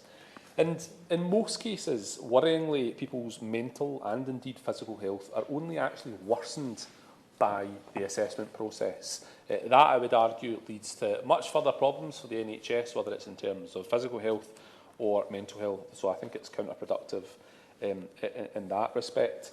And I think it was my honourable friend, the member for Livingston, who made reference to that Scope finding that shows that from January to March of this year, 68% of PIP appeal outcomes were changed in favour of the claimant.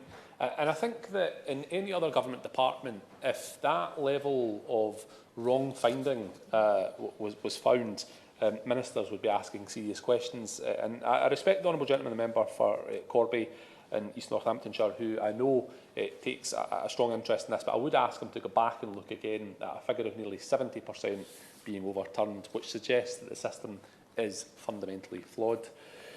And Mr Mundell, as people continue to be faced with the disability price tag, disabled people are now having to juggle restricted funds available to them in tandem with soaring food and energy prices. And from the Trussell Trust analysis, 3/4 of people referred to their food banks report that they, or indeed a member of their household, were disabled. And as disabled people are hit disproportionately by the cost of living crisis to the tune of some £945 a month extra, it is vital that all financial support that they're entitled to is awarded. However, under this current system, we know that this is not always the case, and in many cases, Mr Mundell, it just feels like people are actively being held back from the support that they so desperately need. And I think, as we've heard today from a number of members, I think it was the Honourable Lady, the member for Warrington North, who highlighted the recommendations laid out in the Work and Pensions report about the use of informal observations, a point indeed that was made by the MS Society in their briefing for the debate. Far too often, PIP assessors make inaccurate decisions based on these informal observations. Watching how someone looks or behaves during their assessment, or observing someone walking from their car to the assessment centre, these are all used now as a test of mobility. That is completely wrong and should not be taken into account. And the Work and Pensions Committee, in which I'm privileged to serve with the Honourable Member for East Ham, we heard, whilst taking evidence, that more often than not, these informal observations are given greater weight than medical evidence. And as others have outlined, for people with conditions like multiple sclerosis or Parkinson's, which fluctuate day to day and indeed have many hidden symptoms, using informal observations to inform the assessor's decision are completely arbitrary. And the assessor's limited understanding of complex and fluctuating conditions like MS, combined with the use of informal observations as a way to gather evidence, results, I'm afraid, in greater emphasis being placed on the evidence provided by the assessor rather than the lived experience of the disabled claimant. And it strikes me, therefore, that the only purpose in asking a claimant to come for assessment is to watch them literally walk from the car to the front door of the assessment centre, which seems utterly absurd. But as my honourable friend, the member for Livingston, made clear, if you look north of the border, and I'll come to the honourable gentleman, the member for North Swindon, to the substantive point he made about the difference between devolution and how that policy has been implemented, it does seem, just to even those who are not SNP members, but those who work in, for example, the disability sphere, that the Scottish Government, in fairness, on a cross-party approach, is taking that regressive approach, moving that away and being more committed to a process that's been designed with lived experience of those with a disability. Indeed, the adult disability payment from the Scottish Government is delivering an entirely new, simplified and, I would argue, far more compassionate experience for disabled people. And as I say, it's a system that's been designed with the claimant rather than against them. And that is the key point that comes back when you speak to stakeholders north of the border, because putting compassion and people at the heart of the system must be the priority for any government, regardless of what colour it is. And so I'm proud that we've taken that approach. I'm proud indeed that Conservative members on the Working Pensions Select Committee unanimously approved the report that praised that approach by the Scottish Government. I'm very happy for the honourable to give way. For giving way, and indeed as a member of the Scottish Affairs Select Committee, we previously did an inquiry into welfare in Scotland, and I would agree that that was certainly what came through strongly from stakeholders, was about that compassionate approach.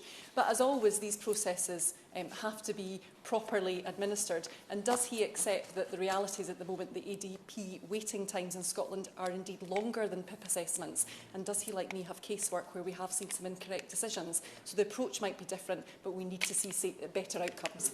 Absolutely, and I totally understand that, and I'm sure she'll understand that a lot of the civil servants who are working on the design of the Social Security Scotland system were rightly deployed as part of the COVID pandemic, and so the ministers and Scottish Government have acknowledged that the situation with ADP is less than helpful in terms of the waiting list. But I would come back, and this is the point that I would challenge the honourable member for North Swindon.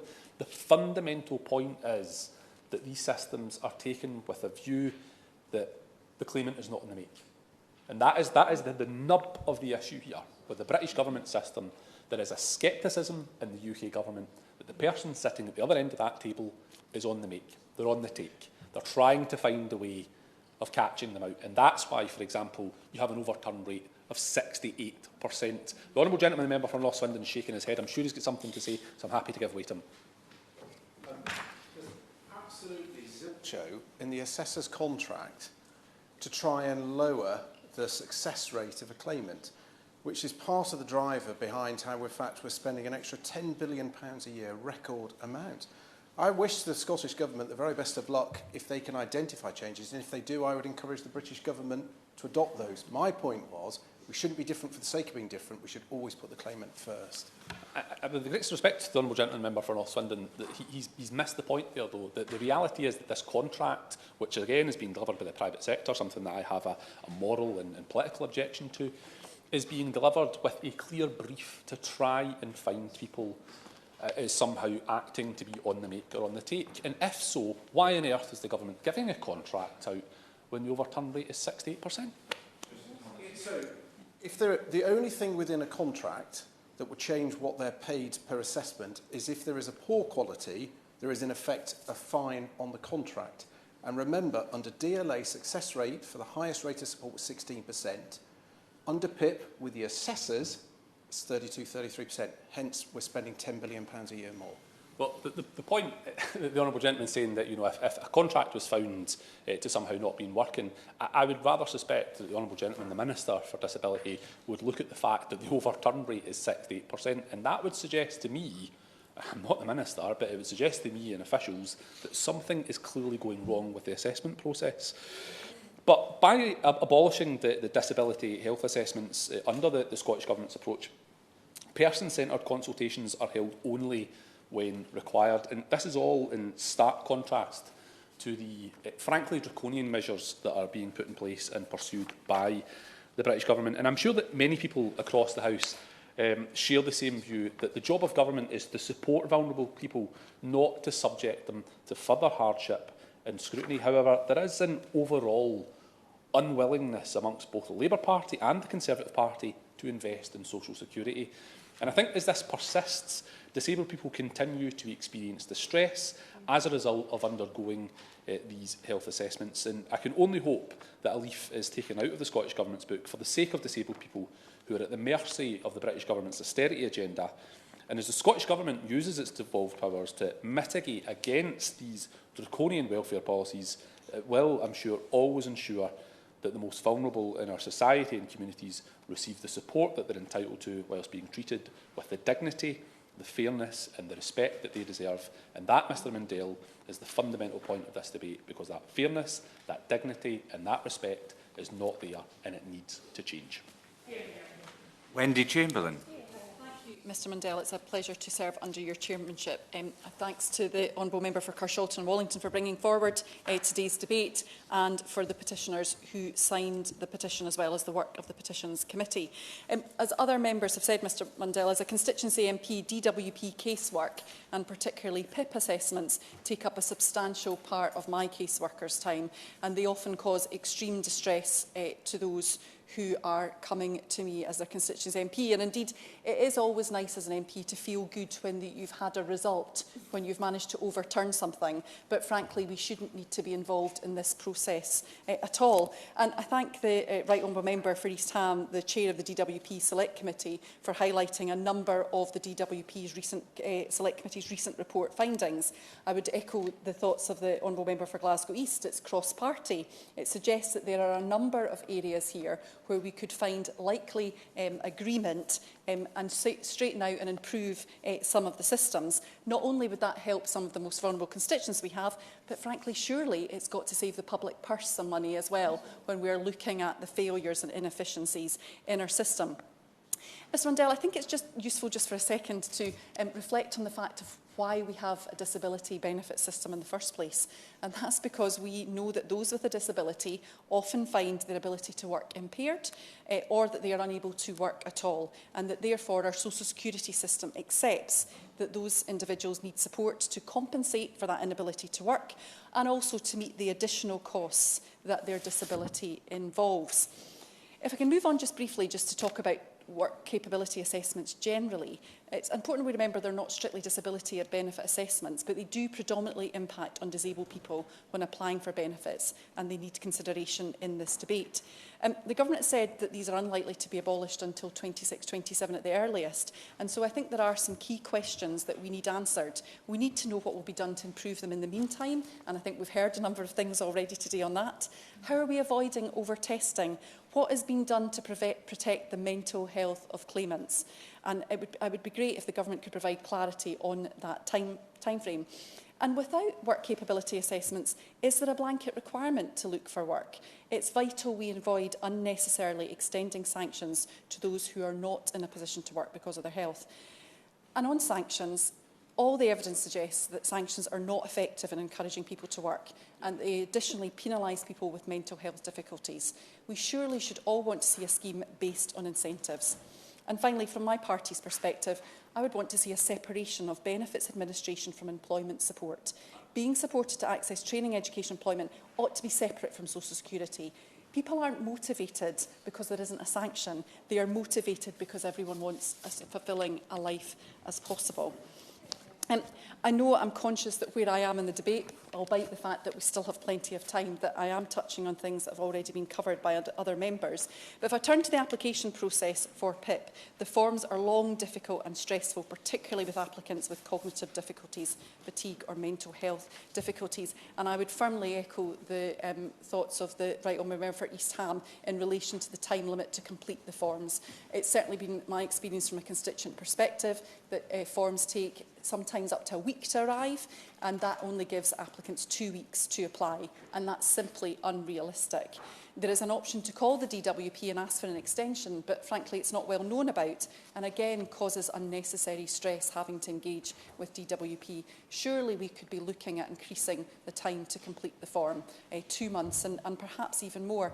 And I think we do need to review the form again so that we are properly taking account of relapsing and remitting conditions. And I would reference previous remarks I'd made on an adjournment debate I had on long COVID, where we were looking at how we ensure that we are supporting those with that condition.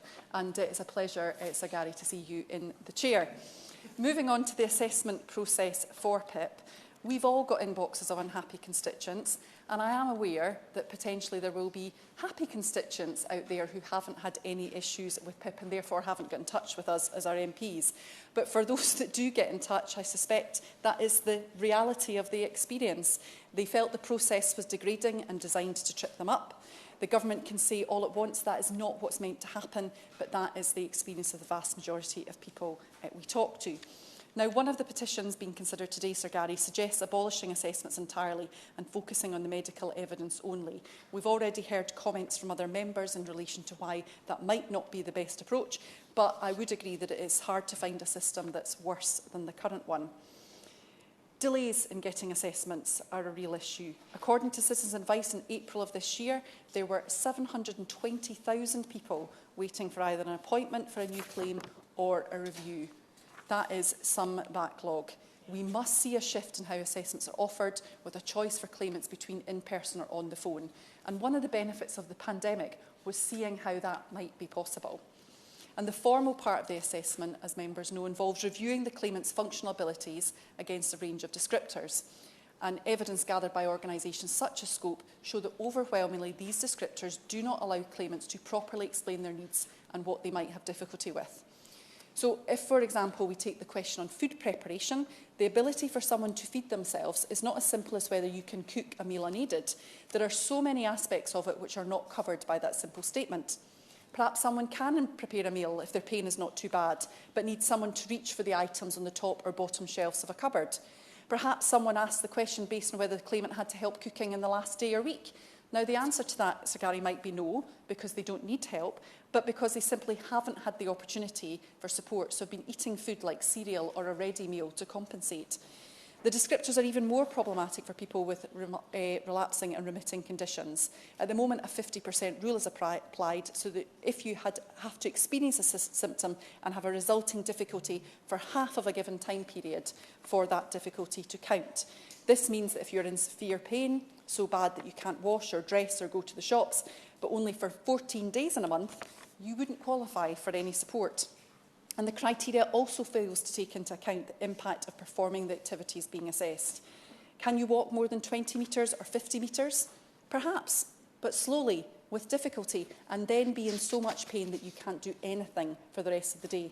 A mere yes or no doesn't consider the better test if someone can do something safely, repeatedly, competently and in a timely manner. Now, other members have touched on this, but the informal observations is a real concern. Particularly with the use of non-specialist assessors, it just seems deliberately careless to ask someone to make a judgment on another's abilities without any deep understanding of someone's own experience. And I'm grateful to the Honourable Member for Warrington North for highlighting MS in that regard. In any case, the mere fact that people know they are being watched make them feel that they are being distrusted, which speaks to the point the Honourable Member for Glasgow East made. And in fact, this is really why we're all here today, because the people who are meant to be supported through benefits like PIP have so little trust in the system that they want it completely overhauled. That's why they signed the petition. We absolutely need to restore that trust, and the first thing the government could do very simply is to review the use of informal assessments in that. All assessments must be recorded by default, and again I'd agree with the Right Honourable Member for East Ham by that, with the option to opt out if the applicant wants. And I have to say I do not understand why the government has not accepted that recommendation from the Select Committee. And simply all reports ought to be shared so that claimants can see how and why a decision has been made. That seems reasonable, particularly if we're then moving on to reassessments. And on reassessments, it is important to think about that, and I would hope that the Minister can explain why it continues to be DWP policy to over-review claimants who have no chance of improving. If something gets worse for a claimant and they think they should be entitled to a higher level of support, then they're entitled to start that review process themselves. There is absolutely no need to call people back year in, year out for a stressful process which uses up taxpayer money and just creates more and more backlogs. We will be well above £1 million if we continue soon in that way. And worse than that, all of the stats for mandatory reconsiderations and appeal show that incorrect decisions at first assessment are commonplace. This means that when someone is called back for an unnecessary assessment, the chances are that they might have had their benefits wrongly stopped. And we know that families with at least one disabled person are far more likely to be in poverty than those without Sir Gary. 42% compared to 18% according to the Social Market Foundation. So stopping those benefits, even for a short period, can have devastating effects. This is a process that halts any chance of someone improving and being able to enjoy a more active and fulfilling life that might include employment, with frequent reassessments linked to stress and further deteriorations. And this has been the experience of one of my constituents, Sir Gary. She doesn't want to be named, but she does want me to share this with the Minister. She suffered a spinal cord injury in the early 2000s. She was then initially assessed in 2016, then reassessed in 2017 and 2019. She's had multiple incorrect assessments. She finds dealing with the DWP incredibly traumatic.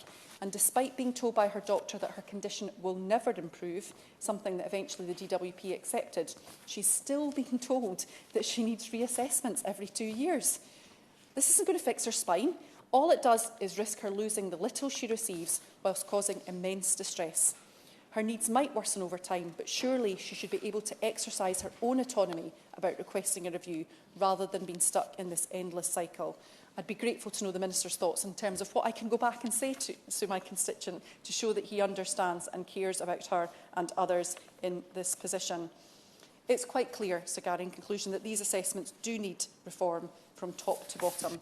None of us know what will happen to us or our loved ones, and our social security system should be a safety net. Its purpose should be to reduce poverty and, where possible, to increase employment. I hope the Minister will be taking on board a number of the comments made by members today. Thank you very much. We now turn to our front bench speeches and we start with Marion Fellows. Marion. Thank you, Sir Gary, and it's a pleasure again to serve under your chairmanship, and I want to thank the Petitions Committee and their able representative and also the petitioners who brought this debate, really important debate, to Westminster Hall this afternoon. Sir Gary, I've rewritten my speech about 12 times since I sat down, so I'll be juggling papers here, but that's because I've been listening very carefully to what my colleagues have been saying, listening to their stories from their constituents, their views on what should happen, and to try and find a way forward. So I want to thank, and I've already referred to the Honourable Member for Carshalton and Wellington, the Right Honourable Member for East Ham, the Chair of the DWP Select Committee, for all the work he's done in 2018, 2023, and trying to challenge the government and how it actually conducts its business as far as DWP are concerned, and in this case specifically on PIP. I'd like to thank the Honourable Member for North Swindon, an old ally, enemy of mine that I worked very frequently with when he was Disabilities Minister, and although we might not agree on everything, we do agree that things should be better, I think.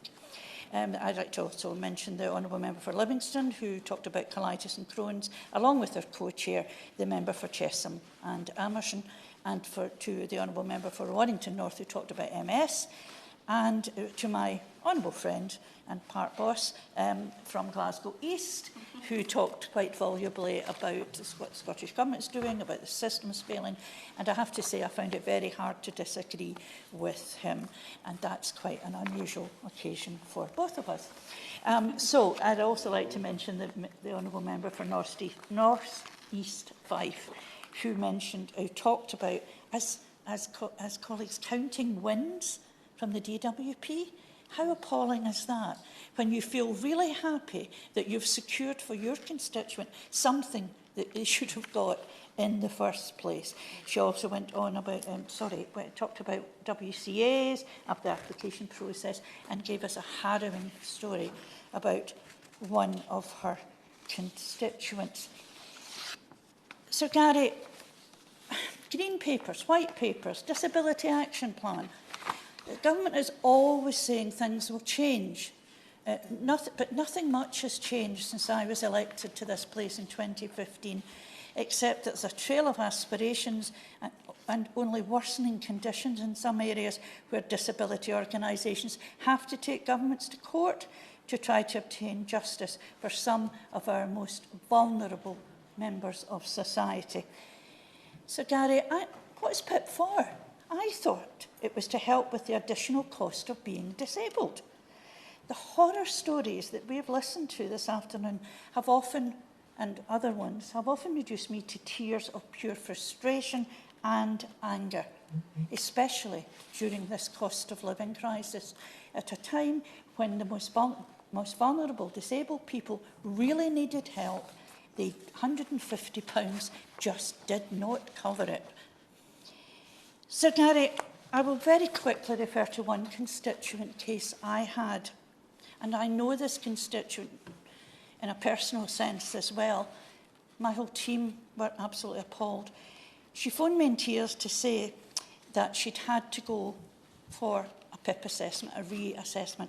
She was diagnosed with terminal breast cancer approximately 5 years ago. She has 2 young children. She's tried every trial, every drug, everything to try and stay alive for her children. So she was actually forced to use some of her precious time to be reassessed. And one of the things that appalled her most, and me, was that she was actually asked by an assessor, how long do you expect to live? Now, I think the Minister is aware of this case. I tried very hard to get her switched to the Scottish system, but no, it comes in turns. I couldn't do it. So she did get a PIP, she did get the money, but what she was put through in the process just defies belief. Sir Gary, the Scottish Government, and we've heard of some of this, is firmly committed to doing things differently, whether you agree or not, that they just want to do things for the sake of being different. I would gently disagree with the Honourable Member for North Swindon on that. But it's introduced a new, simplified, empathetic system for assessments that works for disabled people in Scotland. Adult disability payment has been designed in partnership with the people who will use it, who will receive it. The input of disabled people has been crucial in designing an improved service that is very different to DWP's system. And the Scottish Government listened to disabled people's experiences during the design of the new system and is doing things differently. They've abolished the type of DWP assessment that is still being undertaken by some of my constituents. Instead, and only where required, will they hold person-centred consultations between the person and a Social Security Scotland health or social care practitioner, starting from a position of trust. In other words, we think people are applying because they need this, not because they're trying to con somebody in the system. In contrast to the DWP system, the Scottish Government removed the burden from individuals to provide supporting information so that the onus will instead be on Social Security Scotland to collect the information they acquire. The Scottish Government have put an end to the anxiety of undignified physical and mental assessments, an end to private sector involvement, and end the stressful cycle of unnecessary reassessments. The Scottish Government have introduced indefinite awards for people on the highest level of ADP who have needs that are highly unlikely to change, and that avoids unnecessary reviews and promotes people's dignity and is proportionate to their needs and provides the security of long-term financial support. Anyone with a terminal illness will be fast-tracked, and access to this support will not be tied to a time-limited life expectancy. The judgment of clinicians will be followed. Scottish Government's priority is getting decisions right first time so that people are paid their benefits without having to be put into a time-consuming appeal process. Another key difference is Social Security Scotland often collects information to support people's application on their behalf. So Gary, it's different.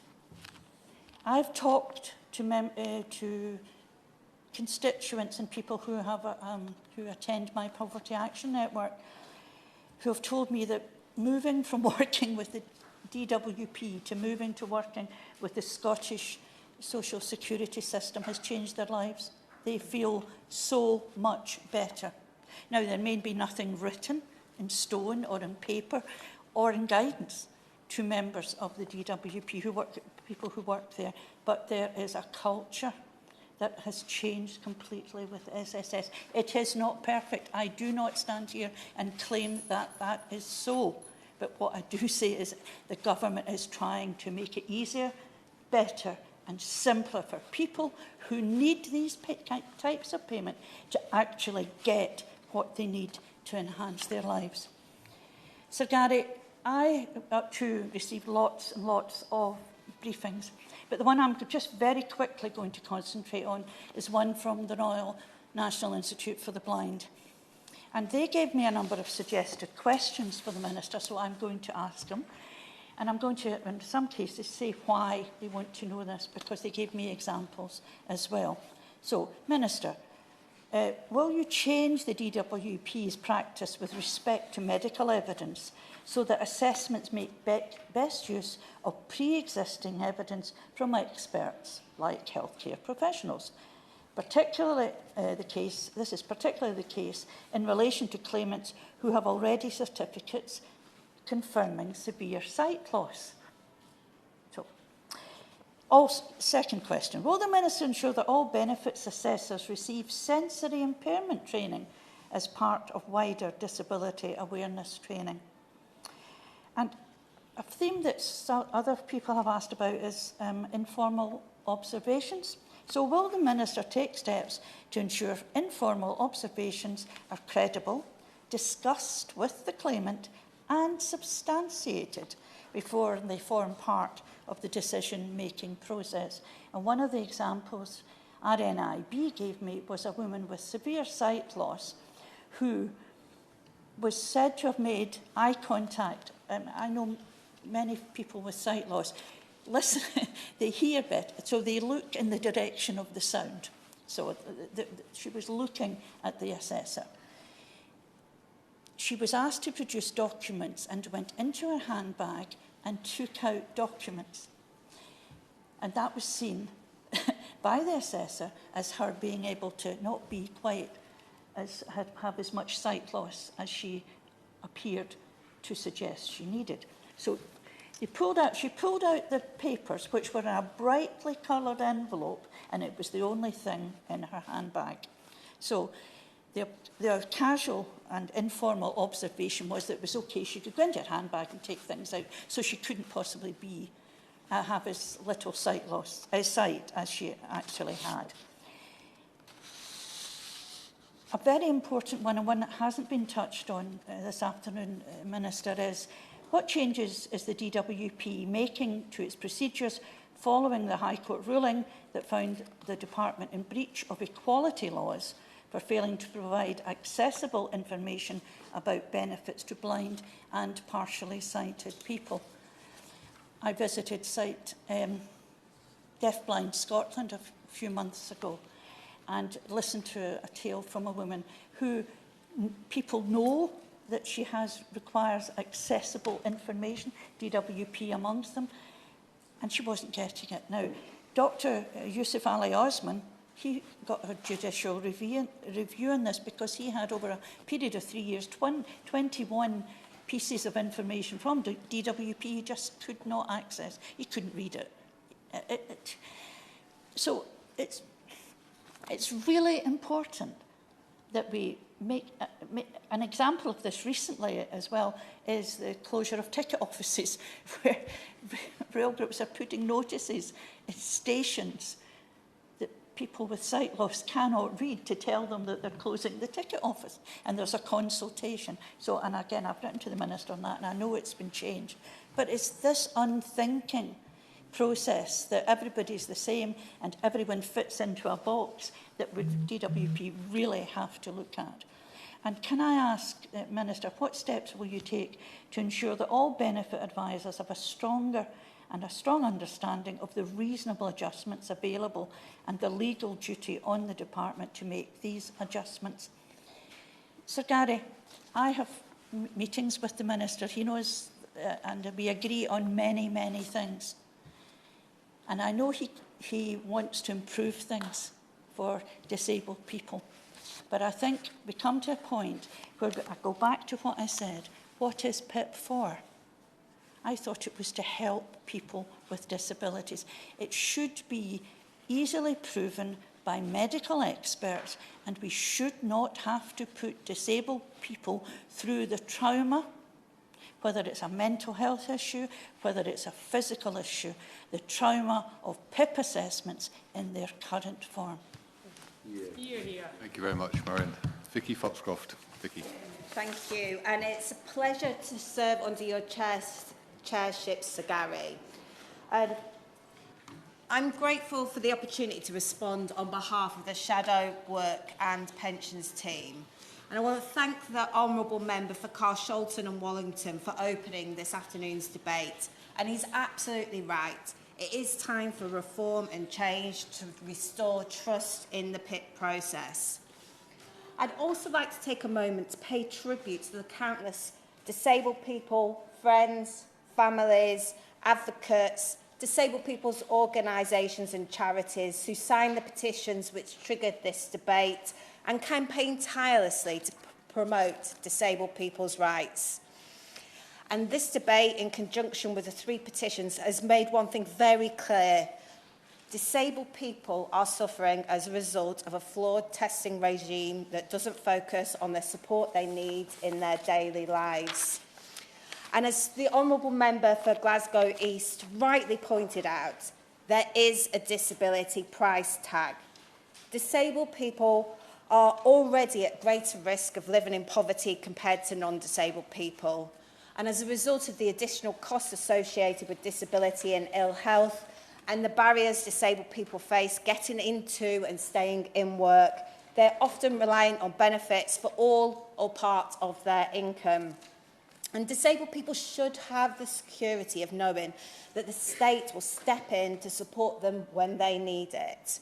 And instead, they face difficult, stressful, and sometimes humiliating assessments, followed by weeks or months of uncertainty as they await the outcome. And for many, this is followed by more stress and uncertainty as they are forced to appeal unfair decisions. And many of the disabled people I've spoken to during my time in this role have told me that they live in fear of the government reducing or taking away their benefits. And as the Honourable Member for Oldham East and amplified by the Honourable Member for North Swindon said, we must do more to protect vulnerable claimants and ensure they don't lose their support because of their vulnerabilities. And the petitions that we are debating today call for a full review and major reform of the PIP assessment process. And the government had a chance to do this with its Health and Disability White Paper, which came out earlier this year. And it is undoubtedly a huge task, and ministers have avoided it, focusing instead on scrapping the work capability assessment. And while many have welcomed this, there is growing concern that the PIP assessment will now also determine eligibility for financial support for those not well enough to work. And this means that a flawed assessment process is becoming even more high stakes. And the government have also yet to give a satisfactory answer to what will happen to the 500,000 people currently on the limited capability for work-related activity group who do not qualify for PIP. Now, many members spoke about the high number of successful tribunals overturning the original decision, And the Honourable Member for East Ham rightly pressed on the need for all assessments to be recorded by default as a way of tracking and learning about what has gone wrong and making sure these mistakes don't happen again. Now, in recent weeks, it has also been reported that the Treasury, in a bid to reduce the welfare bill, may consider cutting or means testing PIP. And unsurprisingly, this caused further alarm amongst disabled people and those who work with and represent them. Now, Citizen Advice have also estimated that disabled people in England and Wales are missing out on £24 million a month due to the PIP review backlog. More than 430,000 people are currently waiting their review, with some facing delays of up to 2 years. And I hope all of us today can agree that these delays are just unacceptable. Now, the Honourable Member for Warrington North and the Honourable Member for Livingston spoke about fluctuating conditions such as MS and Crohn's and colitis, and how the system needs to recognise this and support these people, treating them with dignity and respect. And if we are to restore trust in the DWP and create a system that is fit for purpose, we must work closely with disabled people. They are the ones who can tell us how it feels to have your ability to carry out tasks scrutinised by an assessor who may have no previous knowledge of your condition. They are the ones who can truly describe the amount of stress involved in taking the DWP to tribunal over an unfair decision. They can tell us what changes, be they big or small, could make the process easier and less humiliating for claimants. In other words, they are the experts by experience.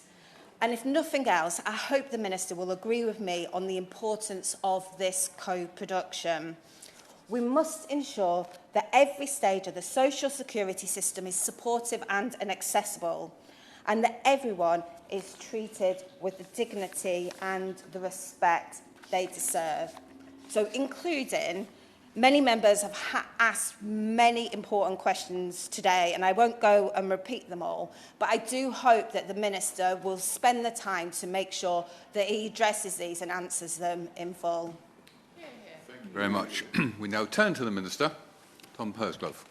Thank you, Tom. Well, thank you, Sir Gary, and it's of course a pleasure to serve under your chairmanship. And can I thank colleagues from across the House for their contributions during the course of the debate that we've had this afternoon. And I'd also particularly like to thank the Petitions Committee and my honourable friend, the member for Carshalton and Wallington, for facilitating this debate, and of course to the petitioners who have gone about collecting signatures in support of their petition to help get that debate in Parliament that we're all taking part in this afternoon. I'm very grateful to them for their interest and their efforts in getting this debate on, because I think it is important that we come together regularly and that we do debate these matters, and that there is proper scrutiny of the work that the government is doing in this area. And of course that follows on from what I would argue was quite extensive questioning in the course of DWP questions in the House earlier today, because there is no doubt that the issues such as including reforming assessment processes, the role of medical evidence in decision making, and aspects of the system like that are vitally important to the government and people across our society, including disabled people and people with long-term health conditions. So I'm pleased in responding to the debate to be able to say something about the current situation and the steps that we as a government are taking, I would argue, to improve matters, as well as talking quite extensively about our future reform plans, again, some of which we touched on during questions earlier, and of course there is, I would argue, significant work already underway. But first, I just want to set assessments in some context, because it is important, I think, when we're debating these matters, to set out why the government thinks that assessments are important. We use functional assessments to help determine entitlement to disability benefits, and each benefit has its own assessment criteria to ensure that people receive the right level of support. all our assessments are currently carried out by healthcare professionals with clinical experience.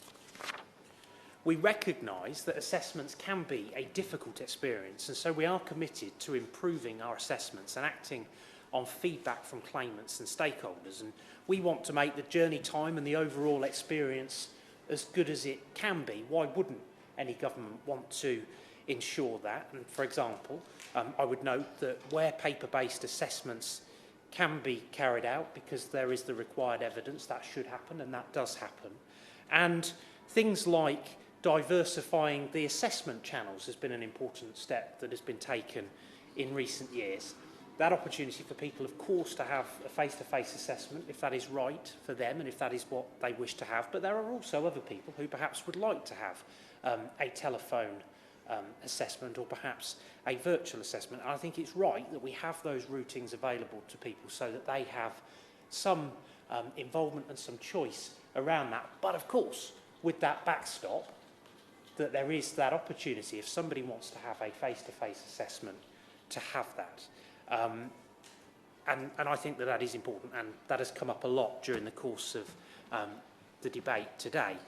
And that is change that has come about in recent times, but that is certainly not the end of the journey, and that's why we've got our ambitious reform agenda with long-term transformation at its heart, as well as positive steps now to help us reach our goals. And there was quite a bit of debate around informal observations.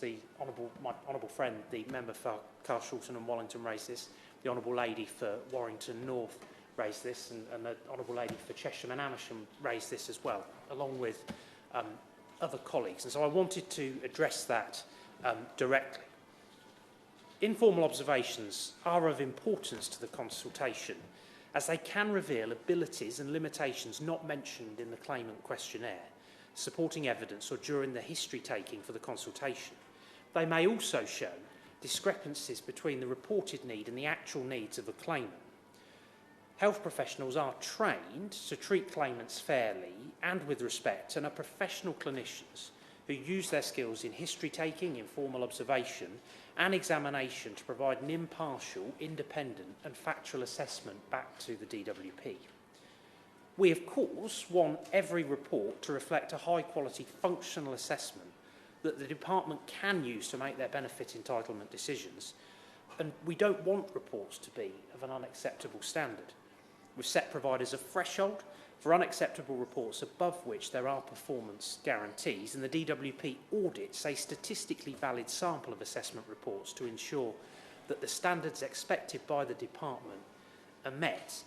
And let me be clear, healthcare professionals should be clear and open about this when they are assessing people, and if colleagues have examples where they don't believe that has been the case, then I would be keen to hear about them so that I, along with officials, can look carefully at that. I also want to say something about the Health and Disability White Paper, which we published earlier this year, setting out how we will transform the disability benefits system over the coming years. Our reforms will help more disabled people to start, stay and succeed in work without the worry of being reassessed and losing their benefits. That jeopardy that is most definitely out there, and the conversations that I have speak to this regularly, where people want to try work, there is that desire to try work, they've perhaps even identified an opportunity that they might like to have a go at. But the jeopardy, that fear of trying work and it not working out and then losing that benefit entitlement, and then going back through reapplication, back through reassessment, hoping to re-establish that benefit entitlement, just cannot be right. And I think that's why it is crucial that we take forward the legislative reform that we are determined to as a government. And more widely, we intend to achieve our ambitious aims through improving the benefit system so that it focuses far more on what people can do rather than on what they can't, stepping up our employment support for disabled people and people with health conditions, and ensuring that people can access the right support at the right time and have a better overall experience when applying for and then receiving health and disability benefits. Fundamentally, I don't think it's right that people should be written off, But of course, there must also be that safety net that any civilised society must have, whereby support is available for people where work is just not a realistic prospect or appropriate for them. And it is with that principle in mind that we move forward with these reforms. And we develop the proposals through extensive engagement with disabled people's organisations, with charities, with GPs and healthcare professionals, businesses and other experts. And as our work progresses, we'll retain those voices at the heart of how we deliver these reforms. And in fact, that engagement is ongoing. We are now beginning to progress the various work streams within the reform model. And to pick up on the point that was made earlier, I want to provide some reassurance to the House that that lived experience will be heard as part of that work, that there will be that stakeholder input into that work, because fundamentally we want to get this right, and I want this to be an inclusive process to make sure that we unlock that potential, that we ensure that people aren't written off, and that we have the employment support around this too, to support people into work where that's right and appropriate for them, and unlocking that ambition and that aspiration that we know is out there amongst many disabled people and people with health conditions, because ultimately our aims will go a significant way to reducing unnecessary reassessments and the duplication of information provided to the DWP, which is change that I think we can all welcome. And we will achieve this by legislating to remove the work capability assessment, so that there's only one health and disability assessment in future, which will be the PIP assessment. That will mean that there'll be no need to be found to be unable to work or to have limited capability for work and work-related activity to get additional income-related support for a disability or health condition, and all the negative connotations around having to prove that you're unfit for work. And of course, I'll give way to the Chairman of the Select Committee. I'm grateful to him for giving way. A point that I raised in my contribution, and my honourable friend on the front bench raised as well. What will happen to people who are too unwell to work but are not disabled and therefore not eligible for PIP? At the moment, his proposals seem to be that they won't get any help at all, but I can't imagine that is what he intends. So, of course, he will be aware that there will be transitional protection. There'll be that transitional cash protection that we as a government have set out. And we are carefully working through now. There's been that statistical release that we undertook to make available that has now been published. And we are now carefully working through what the reform model means and how individuals are best supported to make sure that we are unlocking that potential around work where that is right and appropriate for people. But as I say, there is that transitional protection available, because we think it's important that as we move to the new system, that is in place. And in fact, there was a question earlier about timescales for reform. The position is that we will seek to legislate in the next Parliament for this reform, and we will then have a geographical rollout to make sure that we deliver this in a safe and stable way, and that we bring about that change incrementally and gradually on a geographical basis to make sure that we get this right. But these are very live discussions that are being had at the moment as we workshop and we work through the specific aspects of the reforms. I'm conscious that the Chairman of the Select Committee raised quite a lot of questions during the course of this debate. I'll answer as many of them as I possibly can, and if there's anything that I've missed, I will gladly follow up with the committee. I'll gladly give way to the Honourable Lady. Giving way, and just when he speaks around some of these reforms and the discussions that are live and ongoing at the moment, can he confirm that he is having conversations with Treasury colleagues, not just about the eligibility criteria for some of these reforms and support, but also actually the adequacy of them? Because to use, again, MS as a specific example, the average is an additional £337 a month cost for having MS. So when we look at the different conditions that someone might have, can he confirm that, as I said, it's not just eligibility, but also adequacy of this support to meet those additional costs disabled people face? So one of the pieces of work that is ongoing, actually, is some review of the cost of living payments that the government's made available in the current climate, and I'm anticipating that that will come forward over the course of the autumn to sort of inform future decisions that we make. And of course, we continue to have conversations with the Treasury about the support that we provide. My Secretary of State in the Department for Work and Pensions will take his annual uprating decisions over the course of the coming months as well. So we should be able to provide assurance in due course about where we go from here in terms of the uprating or otherwise of benefits, taking account the circumstances as we find them in the appropriate way and in a thoroughgoing fashion. One point actually that I would just like to make very clear, because the Shadow Minister touched on this and it's worth just dealing with this now, was around means testing of personal independence payment or changes to eligibility for personal independence payment. I can confirm that there are no plans for that to happen. Just want to be very clear about that. And the UC Health top-up, just to finish on the earlier point that I was making, will be passported by eligibility to any element of PIP.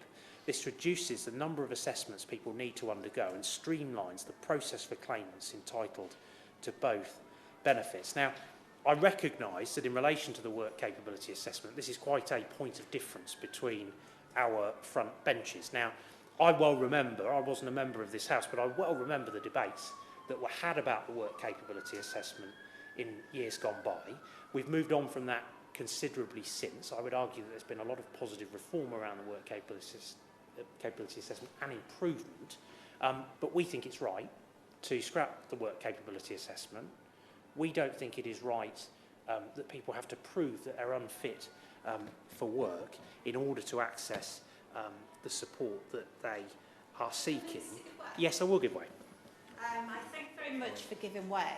I think the point that I was making was around things that disabled people have said to me, that if they lose one benefit and then lose another benefit, and then maintain the other benefit, actually they've still got some kind of safety net. But if it's all in one, because the point being around the assessments being flawed at times, then they have nothing to live and survive on. That's the point that disabled people raise with me, and that's the reason why I really do talk about the need for that co-production and working with disabled people to make sure that we actually get it right. And there absolutely is that engagement ongoing, and we must, of course, move reform of the work capability assessment forward in a very careful, measured way. But we think it's the right approach to take because it truly de-risks work. And I note that the opposition policy related to the interwork guarantee, that obviously the former Shadow Secretary of State, who I am rather fond of, by the way, argued very passionately for. I don't know whether that is something that will be reviewed following the appointment today of his neighbour in Leicester West, who I also welcome to her place as the Shadow Secretary of State. But I do think that the reforms that we are advocating have listened very carefully to the response that came in on the back of the Green Paper reforms, and I would be keen to see their workings around the interwork guarantee.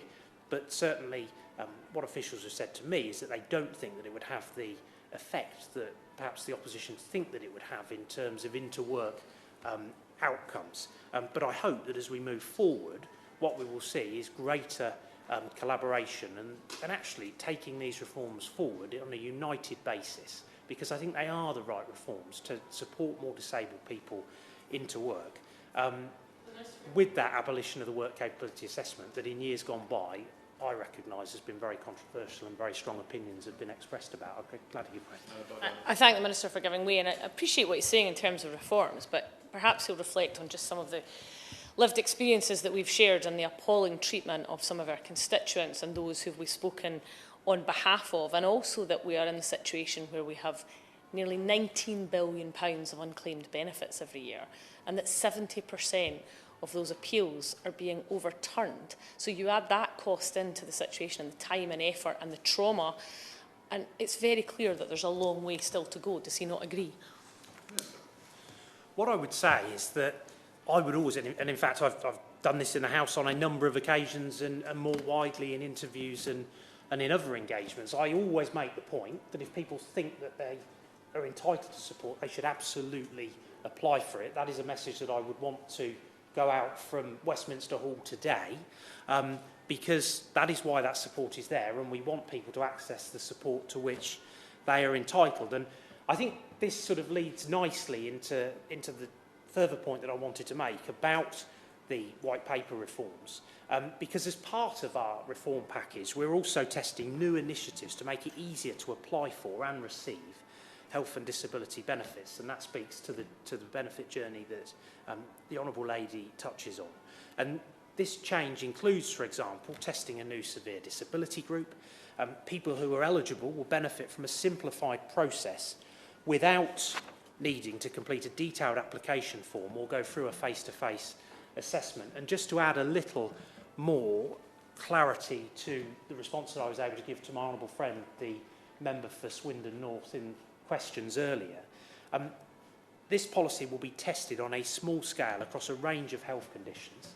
The criteria used for the severe disability group will be based on the impact of a disability or health condition, looking at those which are lifelong, have a significant effect on day-to-day life, and are not likely to improve. The department has made progress, as I was able to say earlier, with its plans to test the severe disability group. We've worked with an expert group of specialist health professionals to draw up a set of draft criteria which focus on claimants who have conditions which are severely disabling, lifelong, and with no realistic prospect of recovery. These criteria were shared with several charities, and their feedback was used to further develop our draft criteria. We started initial testing of this at small scale across a range of health conditions last year, and plan to augment our testing approach in the coming months to develop our insight and evidence. And I do think that that is a welcome development that speaks to that very clear Green Paper feedback that people wanted to reduce the assessment burden on those with lifelong conditions which are unlikely to improve, and this is an important step on that journey. And again, we will continue to move that forward in a collaborative way, particularly as we build our understanding and our evidence base to look to scale that policy as we move forward. We're also improving the experience of assessments by testing, matching people's primary health condition to a specialist assessor. As one part of this test, our assessors will take part in training to specialise in the functional impacts of specific health conditions so they can better understand claimants' needs. I hope that that will help to build confidence in decisions, whilst also responding to feedback that we've received. And again, that speaks to change that colleagues here across the House want to see advanced, and that has come up during the course of the debate today. And we're also committed to exploring ways to create a personalised welfare system.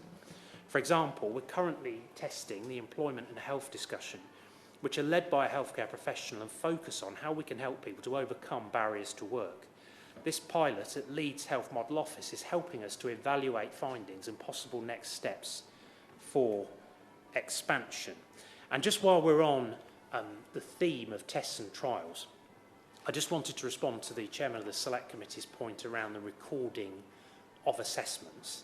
The approach that we're advocating as a government is an opt-in approach to this. We think that that is where the balance best sits, so that if people wish to opt in to have their assessment recorded, they're able to do so. We are very mindful that there is a balance to be struck, and what we wouldn't want to do is to get to a place where people feel uncomfortable talking very candidly about their condition or their disability and the functional impacts that it has on them personally. But what I can say is that the Health Transformation Programme is looking at how we can try and create a greater awareness of that ability to be able to record the assessment. And that would, of course, depending upon people's reaction to that, potentially have the effect of seeing greater numbers of people recording that assessment or accepting the opportunity to record that assessment on the back of that greater awareness. And what I will do is I will gladly update the committee around that awareness work as we move it forward, because I recognise this has come up in many of the debates that we've had, and I recognise his strength of feeling around it. But that is the current position, and we are exploring ways in which we can try and generate greater awareness of that opportunity for people, should it be something that they wish to do. And employment is central to our plans, Sir Gary. And alongside the ambitious programme of work for the future, the government recognises that good quality employment is an important determinant of good health. And we have a range of initiatives to support disabled people and people with health conditions to start, stay and succeed in work, including work in partnership between the DWP and the health system. Through existing schemes such as employment advisors in NHS talking therapies, and we're moving towards that 100% coverage within talking therapist services, and the testimony around that when you talk to people who've had the benefit of that is very powerful and something that, again, I welcome and think is a significant improvement on the services that are available, and individual placement and support in primary care, which again we know is an impactful intervention, identifying what people's abilities are and what their needs are, helping them to find a role that's right for them and then supporting them into it and then retaining it is what that initiative is all about. And we are taking forward the schemes announced in the spring budget. IPSPC is the pioneers for universal support, and we're also piloting the Work Well Partnership programme and working to close the disability employment gap. And indeed, we have made good progress in recent years. In 2017, the government set a goal to see 1 million more disabled people in employment by 2027. Last year, we surpassed that goal 5 years early. That is not just an achievement of government alone, that is an achievement for disabled people, most importantly, but also a huge achievement in terms of businesses buying into that, charities and representative bodies working with people to support that important agenda, unlocking that potential. And again, an active policy discussion in the department at the moment relates to where we go from here in terms of future employment goals.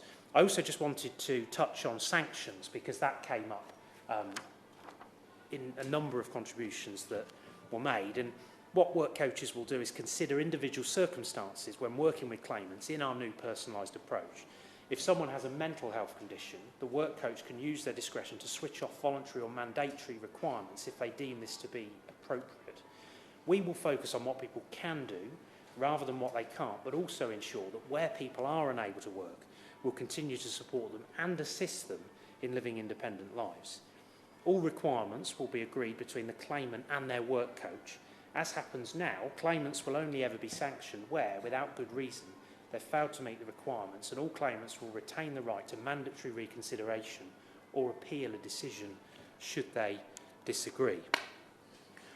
Specifically on the Health Transformation Programme, we know that demand for disability benefits is increasing, and we need to modernise our systems and processes to deliver better value for money for the taxpayer and a better experience for claimants. The Health Transformation is doing just that, transforming the entire PIP service from finding out about benefits through to decisions, eligibility and payments, and it will create a more efficient service and a vastly improved claimant experience, including speedier management of claims and improved trust in our services and decisions.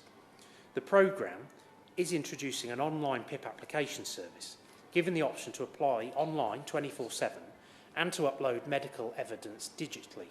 I'm pleased to say that claimants in selected postcodes are already able to apply for PIP entirely online, and we plan to make this available across England, Wales and Northern Ireland in 2024. And again, over the course of the summer recess, we were able to announce some additional postcodes where this new application service is now live. But I also want to just provide a couple of reassurances around a couple of comments that were made during the course of the debate with regard to that online service. The online service is optional and it's a voluntary alternative to the existing method for claiming PIP. Claimants that are unable to or who do not want to use an online service will still be able to make a claim for PIP through our existing routes. And specifically on third-party organisations being able to support claimants in using the online service, claimants can receive third-party assistance to support them in using the online service as long as the claimant is the one who is making the claim. Claimants who require formal support, such as an appointee, are not included in this current testing phase. However, making the service available to this group of claimants is a priority for us as we safely and gradually expand the service, and we aim to make the service available across England, Wales and Northern Ireland in 2024 for those who choose to use the online service. And specifically with reference to the point about being able to more readily reuse evidence, this system should be able to help people to do that. We're also improving the way health assessments are delivered. We currently use a range of providers depending on the benefit in question. Once new arrangements begin in 2024, one provider will deliver health assessments in a given area. Claimants will only need to interact with their local health assessment provider, regardless of which benefit they're applying for.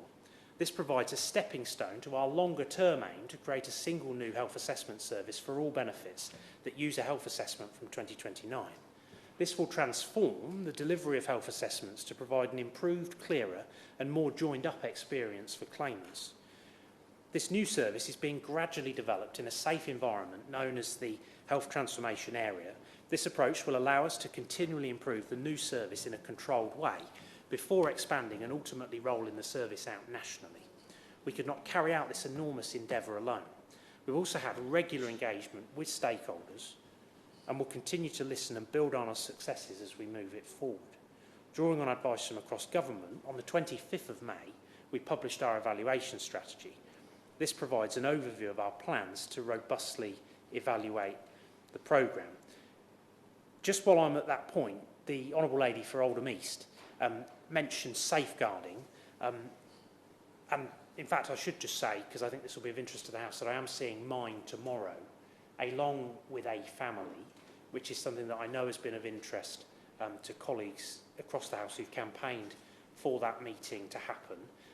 We had a very productive meeting with Mind a few weeks ago, and I think it is really important that ministers have those direct and perhaps even difficult conversations to make sure that as a department any and all learning takes place and that all of our processes are conducive to being responsive to claimants' needs and are the very best that they can be, building on the existing work that I've set out previously in this House and that I won't repeat today because no doubt we will revisit these matters in future. But that individual focused support and supporting claimants appropriately through the benefit journey is something that I care very passionately about and want to make sure that all of the reform that we are taking forward has that very much at the forefront, building on initiatives such as the Advanced Customer Support Senior Leaders and the various upskilling work that has gone on within the department to support staff to best support the most vulnerable of our claimants. As well as the ambitious visions of the White Paper and the Health Transformation Programme, we're continuously listening to and acting on feedback on the current PIP system to make significant positive improvements. Reducing customer journey times for PIP claimants is a priority for the department. We are seeing an improvement in average clearance times for new PIP claims, and the latest statistics show that the end-to-end journey is reduced from 26 weeks in August 2021 to 13 weeks in April 2023. We also recognise that assessments can be difficult as an experience, and so we now undertake most by telephone to alleviate some of the stress associated with travelling to and attending observational assessments. But I again just reiterate the point that if people want to have face-to-face assessments, that should happen, and there is that optionality for claimants to be able to seek that face-to-face appointment if that's right for them and it's what they wish to have happen. More generally, on the PIP assessment criteria, these were developed in collaboration with independent specialists in health, social care and disability, and they focus on needs arising from a range of conditions, including physical, sensory, cognitive and mental health impairments, rather than the condition itself, to ensure the greatest level of support goes to those least able to carry out the activities. PIP and the descriptors within it is kept under continued review to ensure that it meets the needs of claimants and helps the department reach an accurate assessment of an individual's entitlement. But again, I take on board the points that have been raised during the debate today, and we'll take those back to the department and raise them with officials around future conversations and future decisions around PIP and the descriptors within it. Turning to assessments and medical evidence, it's important to state that we are committed to improving how our decision-making processes work. Medical evidence from GPs and other healthcare professionals play an important part in decision-making. We ask claimants to provide relevant evidence at the outset of their claim and take it fully into account. However, while this is a valued part of the decision-making, we recognise that doctors do not want to be the guardians of the benefit system, which is why we do not use it as the sole gateway. And I note the testimony from and the evidence from the BMA that the chairman of the Select Committee mentioned during his remarks. Additionally, for PIP and the WCA, awards are not condition-based, as individuals may be impacted by their health condition in different ways. medical evidence may not describe the functional impact of a disability or health condition on the individual and therefore may not be sufficient on its own to determine entitlement to the benefit. Where it is possible to assess a claim based on the paper evidence alone without an assessment, we will do so. We are committed to ensuring claimants receive high quality, objective and accurate assessments to inform the right decision. Consequently, our assessors are all health professionals with specialist training in assessing the impact of a disability. We recognise that assessments and reviews are not suitable for our claimants with lifelong conditions and disabilities specifically. While we still have the work capability assessment, we do not routinely reassess people with the most severe health conditions and disabilities with no prospect of improvement, and instead the severe conditions criteria will apply. In PIP, our claimants on the highest level of support with long-term conditions receive an ongoing award with a light touch review at the 10-year point. This involves a short form to check whether anything has changed and confirm we hold updated information. In most cases, an assessment with a health professional is not required. Our severe disability group test is also part of our focus to reduce unnecessary applications and assessments. And there was a very legitimate question posed by a number of those who spoke in the debate about what we're doing to improve the quality of decision making. We have made improvements to the decision making process, both at the first decision and the MR stage, giving decision makers additional time to proactively contact claimants if they think additional evidence may support the claim. That tailored, more bespoke approach, making sure that decision makers can follow up with claimants to try and ensure that their entitlement is delivered as quickly as possible, or to complete the jigsaw of that claim and get that support out to people.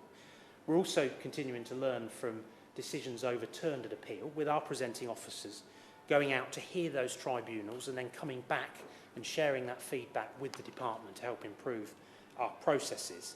And we're also working closely with providers around the quality of assessments with the quality assurance that all of us, I think, would want to see, to try and help ensure that there are high quality reports that then lead to more decisions being got right. And since, just to set this in some context, since PIP was introduced, 5.1 million initial decisions following an assessment have been made to the end of December 2022, and 8% have been appealed and 4% have been overturned at tribunal.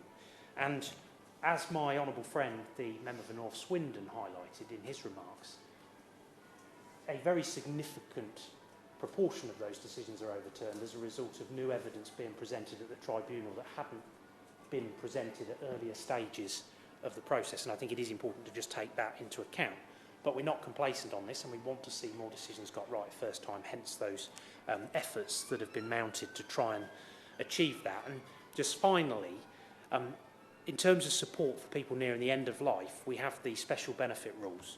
These rules allow faster and easier access to certain benefits without needing to attend a medical assessment or serve waiting periods. This has recently been extended from 6 months or less to live to 12 months or less. Eligible individuals are now able to claim PIP, DLA, attendance allowance, ESA and UC under these special rules. And that is administered in a pragmatic, flexible, clinician-led way, because I know that that point was raised by the Honourable Lady for Motherwell and Wishaw, and I just want to provide that reassurance about the way in which that is done with a clinician-led approach. And I also, again, I've done this before, I want to just thank all those colleagues across Parliament who campaigned for the special rules for end-of-life changes that we've brought about, as well as the stakeholders and the charities who were instrumental in delivering that change, which I know is a lifeline to many people across this country as a result of extending that benefit entitlement to people at an earlier stage and for longer. Just in closing, Mr. Chairman, we are committed to ongoing action both today to improve people's journey through the benefit system, as well as advancing the longer-term reform that I've set out, which I hope all of us in this House will feel able to get around in the coming years, with that proper input from disabled people, from stakeholders, from the representative groups to help us to get this right. This is arguably the biggest welfare reform for over a decade, and it's crucial that we hear that lived experience in shaping this, and that we work carefully through that change to make sure that it's the very best that it can be, ensuring that we don't write people off, ensuring that where work is appropriate for someone, they are able to access that if it's right for them and something that they want to do, recognising the benefit of the health and work join-up. Because all of us, I think, want to see people reach their potential, supported by a benefit system fit for the future, but which also has that vital safety net in place that all of us in a civil society expect to see. Thank you very much indeed, Minister, for that very thorough response. And now we have a few moments for Elliot Colburn to have the final say. Thank you. Elliot. Thank you, Sir Gary, and it's a pleasure to serve with you in the chair at the end of this debate. And could I also thank the Minister for his extensive response to today's debate. Could I again thank the petition creators and the Petitions Committee for all of their excellent work in putting this debate on today. Could I also thank colleagues for turning up to support this petitions debate today. It's always very important that we demonstrate the effectiveness of the petitions system in bringing MPs to this House to discuss the matters that our constituents care about the most. So it's great to see a busy chamber for this Petitions Committee debate today. There's a lot to chew over there, Sir Gary. There's a lot to think about. There's a lot of live discussions going on, so I'm sure that we will be back and talking about these issues. And I know the Minister had a grilling earlier as well, so I'm sure that this is only the beginning of many conversations. But I do hope that it has been heard loud and clear, the lived experience from our constituents. And can I thank again those who have been willing to share their stories with us today so that we may bring them here to Parliament. And on that basis, Sir Gary, I beg to move the motion. Thank you very much. The question is that this House has considered E-petitions 593296, 619481 and 620962 relating to assessments for disability benefits. May that opinion say aye. Aye. Contrary, no. I think the ayes have it. The ayes have it. Order, order. The sitting stands adjourned. Thank you.